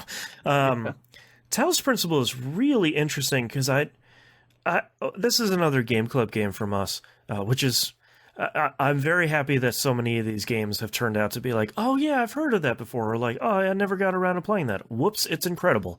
Talos Principle it starts off as a game that feels like it wants to be Portal. Like it feels like it wants to do something interesting like that. And by the end of it, it's just like, yeah, but what does it mean to have a soul? And it's like, yes, yes, interesting. Yeah, fascinating. And all the while, it's an incredible puzzle game. I sort of don't want to talk too much about it because I feel like every time you get a new ability in the game, it like rewires your brain on how to play the entire game. So even when the game is like, here's a box, and it's like, okay, why are you giving me a box?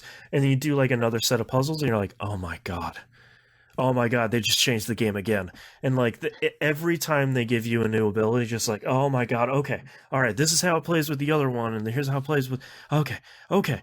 And like there's some genuinely fiendish puzzles by the end of that. They're not impossible, but it's a lot of like, you didn't play the additional DLC. I didn't play Gehenna, no.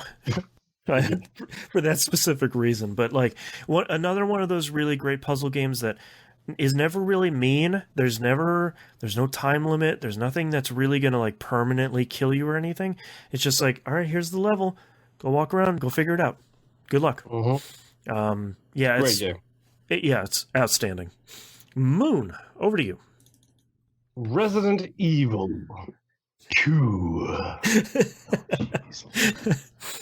Because somehow they made and honestly, this is the game that gave me faith in Final Fantasy VII. I haven't played the Final Fantasy VII remake, but the Resident Evil 2 remake was the game that made me think, okay, maybe not all remakes are hot garbage designed to steal money from you. Right. Because the Resident Evil 2 remake was incredible. Yeah. It's outstanding. It's ridiculous how good that game is. Yo, spoiler alert, they took Resident Evil 2 and they basically made it using the Resident Evil 4 style. Right. However, here's the Resident Evil 7 engine just to make things look truly gorgeous. God, it looks so good. Truly gory. Yeah, but hey, a little from column A, a little from column B. Yeah. It's so good. And if you're a fan of Resident Evil 2, which most people our ages are, it's well worth it to just get back into it. And they're selling like a $2 pack where you can just get the rocket launcher from the get-go. Perfect. So, it's so if good. You're a big wuss, this guy. Hello, wife, I'm looking at you. Right. You can literally have the rocket launcher for when the things start to go down and make your life considerably easier. Nice. And they also kept Hunkin' Tofu. They did. Yes. And they look hilarious and great. Tofu is like so high quality, it's disturbing. It's really great. It's like the Monster Hunter food. It's that realistic. Yeah. It's Oh, so good. What a great game. Yeah, Man. but Resident Evil 2 remakes done correctly, like Yes. the 5th Capcom game on this list, and good on them. Yes, that's a good And point. some of the best videos from the PC version with X gonna give it to you and Thomas the Train. All those mods. Oh, it's so good. Yeah, all of mods is so good. But yes, Nymph. All right, my next game is the Xenoblade Chronicles series. I'm just throwing series in there because they redid the first one for the Switch. Right. These are both really good games, the first one and the second one. The first one was a lot more, I guess, mechanically awesome just because of how massive this was for the Wii U. Or no, actually, this for was the Wii. Yeah, for the Wii, considering how big the worlds were and all that stuff. Oh, and yeah. the dynamic changes they had with weather and day shifting and all that. They brought all that into the second game as well. They added in a gacha system, which you don't have to pay anything for. It's just a system that's in the game, which to this day, I still do not have Cosmos. And I'm pretty sure Mina's the only one any of us knows Yep. who even got her. The only person in history that managed to get it. Yeah. Yep. But anyway, it was just a nice tying of that story because you got to see, and I'm not going to spoil anything, but you got to see both sides of a story, and then you got to find out that there was actually both sides of the story to figure out. Because until you get to the end of this game, you didn't really realize how connected these actually were. Oh, sure. So, really, really great series. Pay attention to your blades and make sure you keep their skills leveled up because you will need them to progress further into the game. Like I found out where I hit a brick wall because I literally didn't have the skills progressed far enough to progress into the story. Right. That sucked. But oh, man. Yeah, really fun game. My next game is another one of those where it's like, hey, here's one of my favorite games of all time. This is The Police. I knew you'd have this one. I was curious if you're going to go this one or two. That was the hard part. I thought about wrapping both of them together, but I think 2 has enough problems that I think the first one succeeds in simplicity, where the second one fails in complexity. Which is but the first one also has so much randomness. Yeah, the first one definitely has a lot of problems, but I feel like the first one is just it's one of those times where I'm like, wow, I don't think I've played a game like this before. Like you're a washed up police officer that gets put in a bad position by the mob, and you essentially have to run the city while sort of taking advantage of it and try to get to $1 million. Yep. And the writing is so solid. John St. John, the voice of Duke Nukem. Yeah. Let's talk about John St. John for a second here. Just kills it in this role. It doesn't do as great in the second one, which I think is a little bit too much stumbling in that performance, which I think loses some of the edge in this game. But you're just like you're this dude down on his luck that got into a bad spot, and you just keep making it worse. Like sort of to yourself and sort of it's being done to you. And I love the management of your officers and going out on calls and trying to figure out which ones are pranks and which ones you just don't have enough manpower to do. And like the game will punish you at certain points where like the very first decision in the game is you need to fire all the women officers. And you're like, no, why would I do that? That's like half my force. What's wrong with you? And if you say no, the game is pretty much like, well, you really pissed the mayor off, so now you don't get any money. Good luck. It's like, oh, no.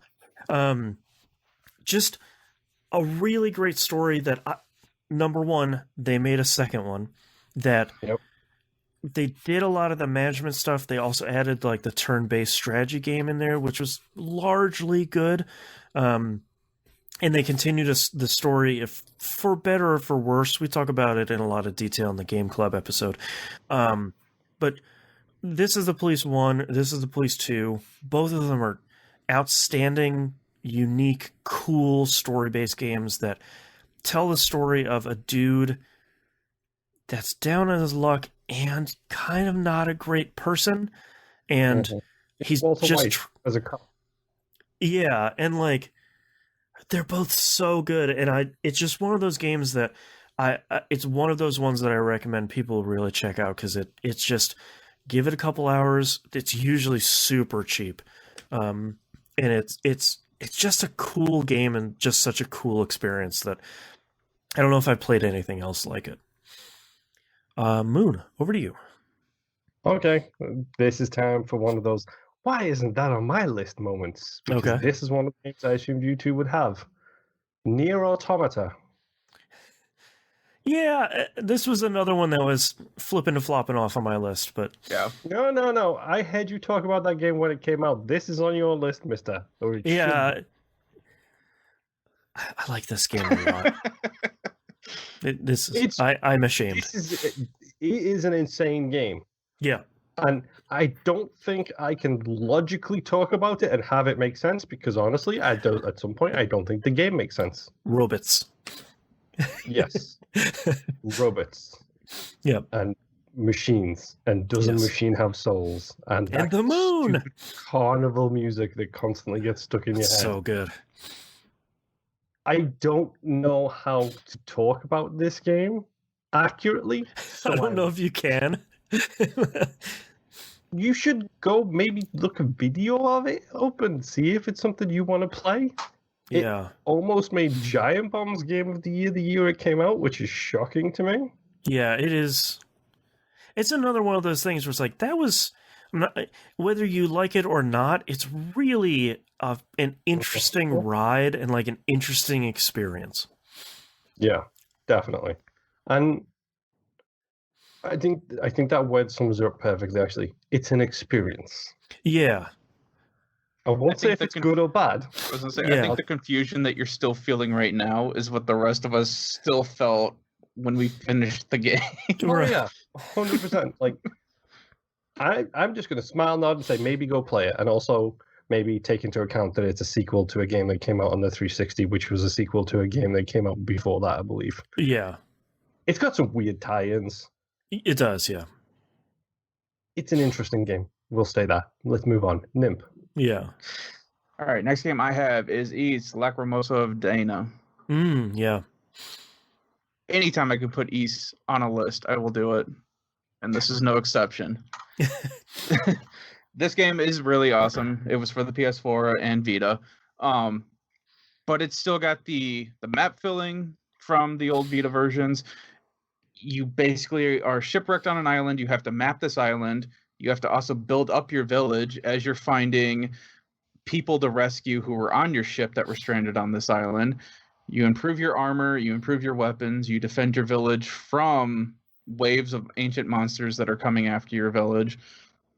And then you finally find an ancient civilization, and then the story picks up really fast and hard.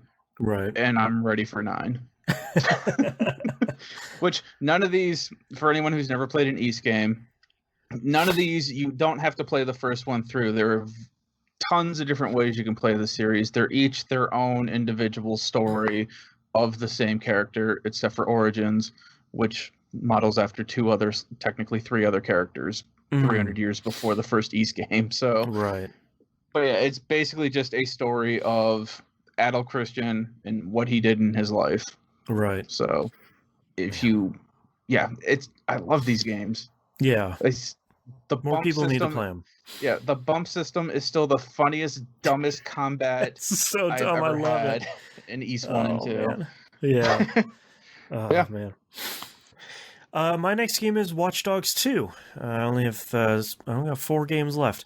I think we can all agree. I'll speak for Moon here too, as he stepped away for a minute. The first Watch Dogs really had a lot of promise, and boy, did it have a lot of problems. And when they announced Watch Dogs 2, it was sort of like, okay, like sure, like you're going to give it another shot, but I'm not sure. I'm not sure if you know what lessons you learned from the first one. boy, they just knocked it out of the park. I think they fixed all the issues from the first one. They gave you a much more interesting crew of people. I think your main character is infinitely more interesting than Aiden from the first one. Yeah, I think that was his name. And to be fair, haven't played Watch Dogs Legion yet because I'm waiting for my PS5 to arrive. I just think it's one of those games where it's like, yeah, the first one, you could see what they were trying to do, and man, they killed it on the second one. Just a really great story, really great gameplay. You get a drone and an RC car that basically broke that game wide open, and you didn't need to do anything anymore.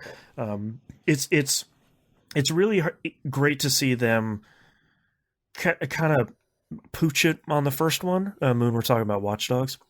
Watch Dogs 2. And then to come out of the gate on the second one, just be like, all right, yeah, we fixed all the problems, and here's just a really, really fantastic game that unfortunately nobody played because the first one was not great. And I don't blame people, but it's very good. Yeah, I still have it installed and have never played it yet. And the next one's coming out soon. So yeah, I got halfway through it. Yeah, it's very good, but it's one of those games where it's like, if you're once bitten, twice shy, I really can't blame you. Because the first one was rough. Yeah, it's definitely a lot better than the first one. That's seriously my problem with it, was that I was so pulled away from the first game. Oh yeah. That I didn't want to play the second one or pay for it, and I got the second one for free through Epic Games. There you go. So I was like, all right, now I have no excuse not to try it, and it looks and feels better. Is all I can really say. Yep. Moon, over to you. Oh, I mean, should have a couple left. Yeah, I got 3. Me one too. I know should be on your lists. And one should have been on Nim's list by now, but it hasn't been. Let's talk about Battle Royales again. Okay. Again. I will give PUBG all the shout-outs in the world. It is a fine idea and concept. Revolutionized gaming, blah, blah, blah. That's not this game. This game I'm talking about right now is Tetris 99. How do you make Tetris into a Battle Royale game? The dumbest sentence someone at Nintendo uttered was just like, here's a Tetris Battle Royale, and you're like, the what? Literally, we laughed when it was announced. Yeah, the dumbest idea I've heard. A Tetris Battle Royale. You fools. You buffoons. Oh, by the way, it's free. And by the way, it's incredible. By the way, it's sick as hell. Also, by the way, don't play at the same time as Japanese players are playing. Just as a pro tip. They're so good. Yeah. My son ran into that a couple times. Yeah. Right. He's gotten really good playing against a lot of the Japanese players, but yeah, it's the first time he jumped on and that happened, he just had a wall. Yeah, it's just like, oh no. You're like 10 seconds into this. What happened? Right. Yeah. Tetris 99 is a genuinely good example of, oh, you think you're good at Tetris? Right. Let me show you Sit down. You are wrong. Right. Like, it's, again, an idea that should never have worked, that somehow worked. It's like they put peanut butter in my chocolate. It's terrible. Those madmen. But yes, Tetris 99 is incredible. 2 games left. Let's go, Nymph. Well, I already went through my top 20, so I'm just going to interject honorable mentions. Okay. And these will just be fast. Udawari Ramono, the 2, exactly. Yep. Because I'm missing more JRPGs out of this. The 2 visual novels, Prelude to the Fallen, and Mask of Deception, Mask of Truth, because there was 3 of them altogether. Yeah. Really good games. You can get them on Vita. You can get them on the PS4. Really good visual novels. I really love them. Don't look anything up about them because there is a really massive plot twist that happens at the end of one of them that's going to blow your mind. Also, the original is an adult game, so don't look that up. Prelude to the Fallen is a remake of the quote-unquote adult game, which was really an adult game, but they actually made it more in the style of the newer ones that came out, so it's not that way anymore. Yeah. So, yeah. Boston. The Witness. This is... Yep, I saw this one coming. Obviously, I love puzzle games, and you can say a lot about the apparent pretension that sort of exudes from this game. You should maybe... Yeah, it doesn't exude from the game, it exudes from the creator, we all know. No, you should go play The Witness. It exudes a lot of pretension, but there's a thin in-game reason for it. I don't know if that entirely pays off for the pretension, but you can ignore all that stuff, and it's great. This is largely on the list because of the notebook and pen and paper and cutting out Tetris shapes that my wife and I did to like organize them on the living room floor to figure out these puzzles. It's one of those great games that I wanted to do with Obra Dinn, but I don't think my kid would have really dealt with it very well. Where playing this with a partner or playing this with a friend or some sort of basically co-op buddy, I think made it even better. And it also, it is responsible for having one of those moments in video games. The aha. Yeah, I was trying to figure out how to bring that up because there's more to The Witness than what it seems, and there's a part of the game where it shows you, and you're like, oh, that's a cool it just, yeah, okay, and then like the whole world opens back up for you, and it just, A Witness is really, really great if the audio logs pretension bothers you or the video stuff bothers you. Just don't watch it. All that stuff is totally optional. But I think the puzzles and how they're displayed and how you just do one thing through every puzzle through the entire game is you draw a line from point A to point B. And just the fact that they get like 150 puzzles out of that, and all of them are unique and challenging and rewarding, I think is incredible. Moon. 2 left. Yep. One of 2. Rocket League. Yeah. Yep. This is the one that I thought would be in Nimp's list, if I'm completely honest. No, this is a game that I only play because my son really enjoys it and my daughter really enjoys it. That's why I thought it would be in your list. Absolutely cannot play this game by myself because I hate other people too strongly in this game. That's fair. Don't get me wrong, it's a prime example of toxic communities being toxic. Oh, Just yeah. game chat. But when they said, hey, we made soccer with cars, it's another prime example of everybody laughed. Yep. And the original name for this game was really bad.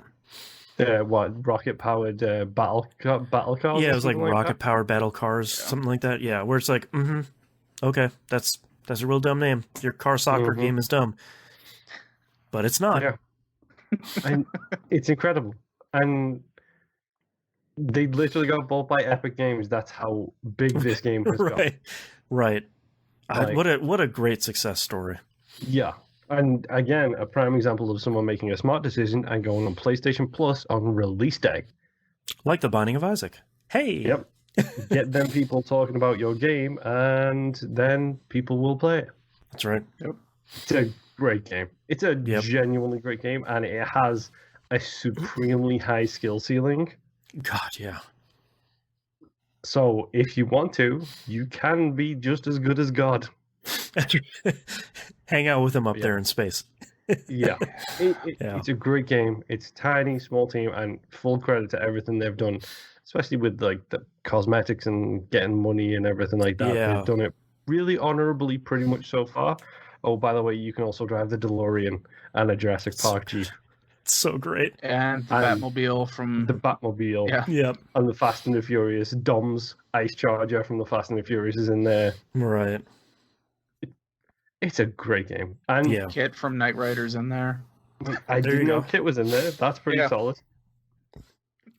It's a great game. I don't really know what else I can say about it. It's dumb fun. Play it until you get stressed and then stop. And then maybe play it some more after you've calmed down a little bit. Yeah. Join the next season. Yep. Nimp, take me to your HMs again. Let me slide into your HMs. I have Vampire. Yes. This close to making my list. This close. Yep. See, I'm on my honorable mention list right now, so it was also this close to being on the list. Yeah, I really enjoyed playing it. I really enjoyed talking with you guys about it and seeing just the dumb random stuff that the three of us have individually done in this game, and then came to our own conclusions on how to do certain missions, and it all just worked out. Yep. Yeah. One of those flawed Also- gems we love. Yeah. It is definitely a broken game. Yes. I God. hear that the last major patch that they did for it fixed a lot of things for it. Oh, But good. I haven't gone back to it since then. This game It's- came out, 2016? It's free this month on 18. PS Plus. Oh, yeah, that's right. So, yeah, Good. even better. Check it out. Go scoop it up.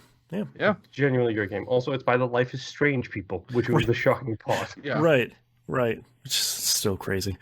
My second to last game here is Yakuza 0. And you took my last game. There we go. Well, my last game, I think you will maybe be upset that isn't on your list. I'll just blow through these two then, and we'll wrap out our episode here. I have sung the praises of Yakuza 0 since it came out, and I've become one of those Yakuza converts where it's like, these games look interesting. I feel like I would probably like them, and decided to jump in on the new entry point and went, whoops, yep, they're 100% for me. And then Sega announces, hey, by the way, the next one's going to be a turn-based RPG. And I say, oh, no. Yeah. So, yeah, I've talked about this a lot. It is... man. Moon's got the Yakuza Remastered Collection there.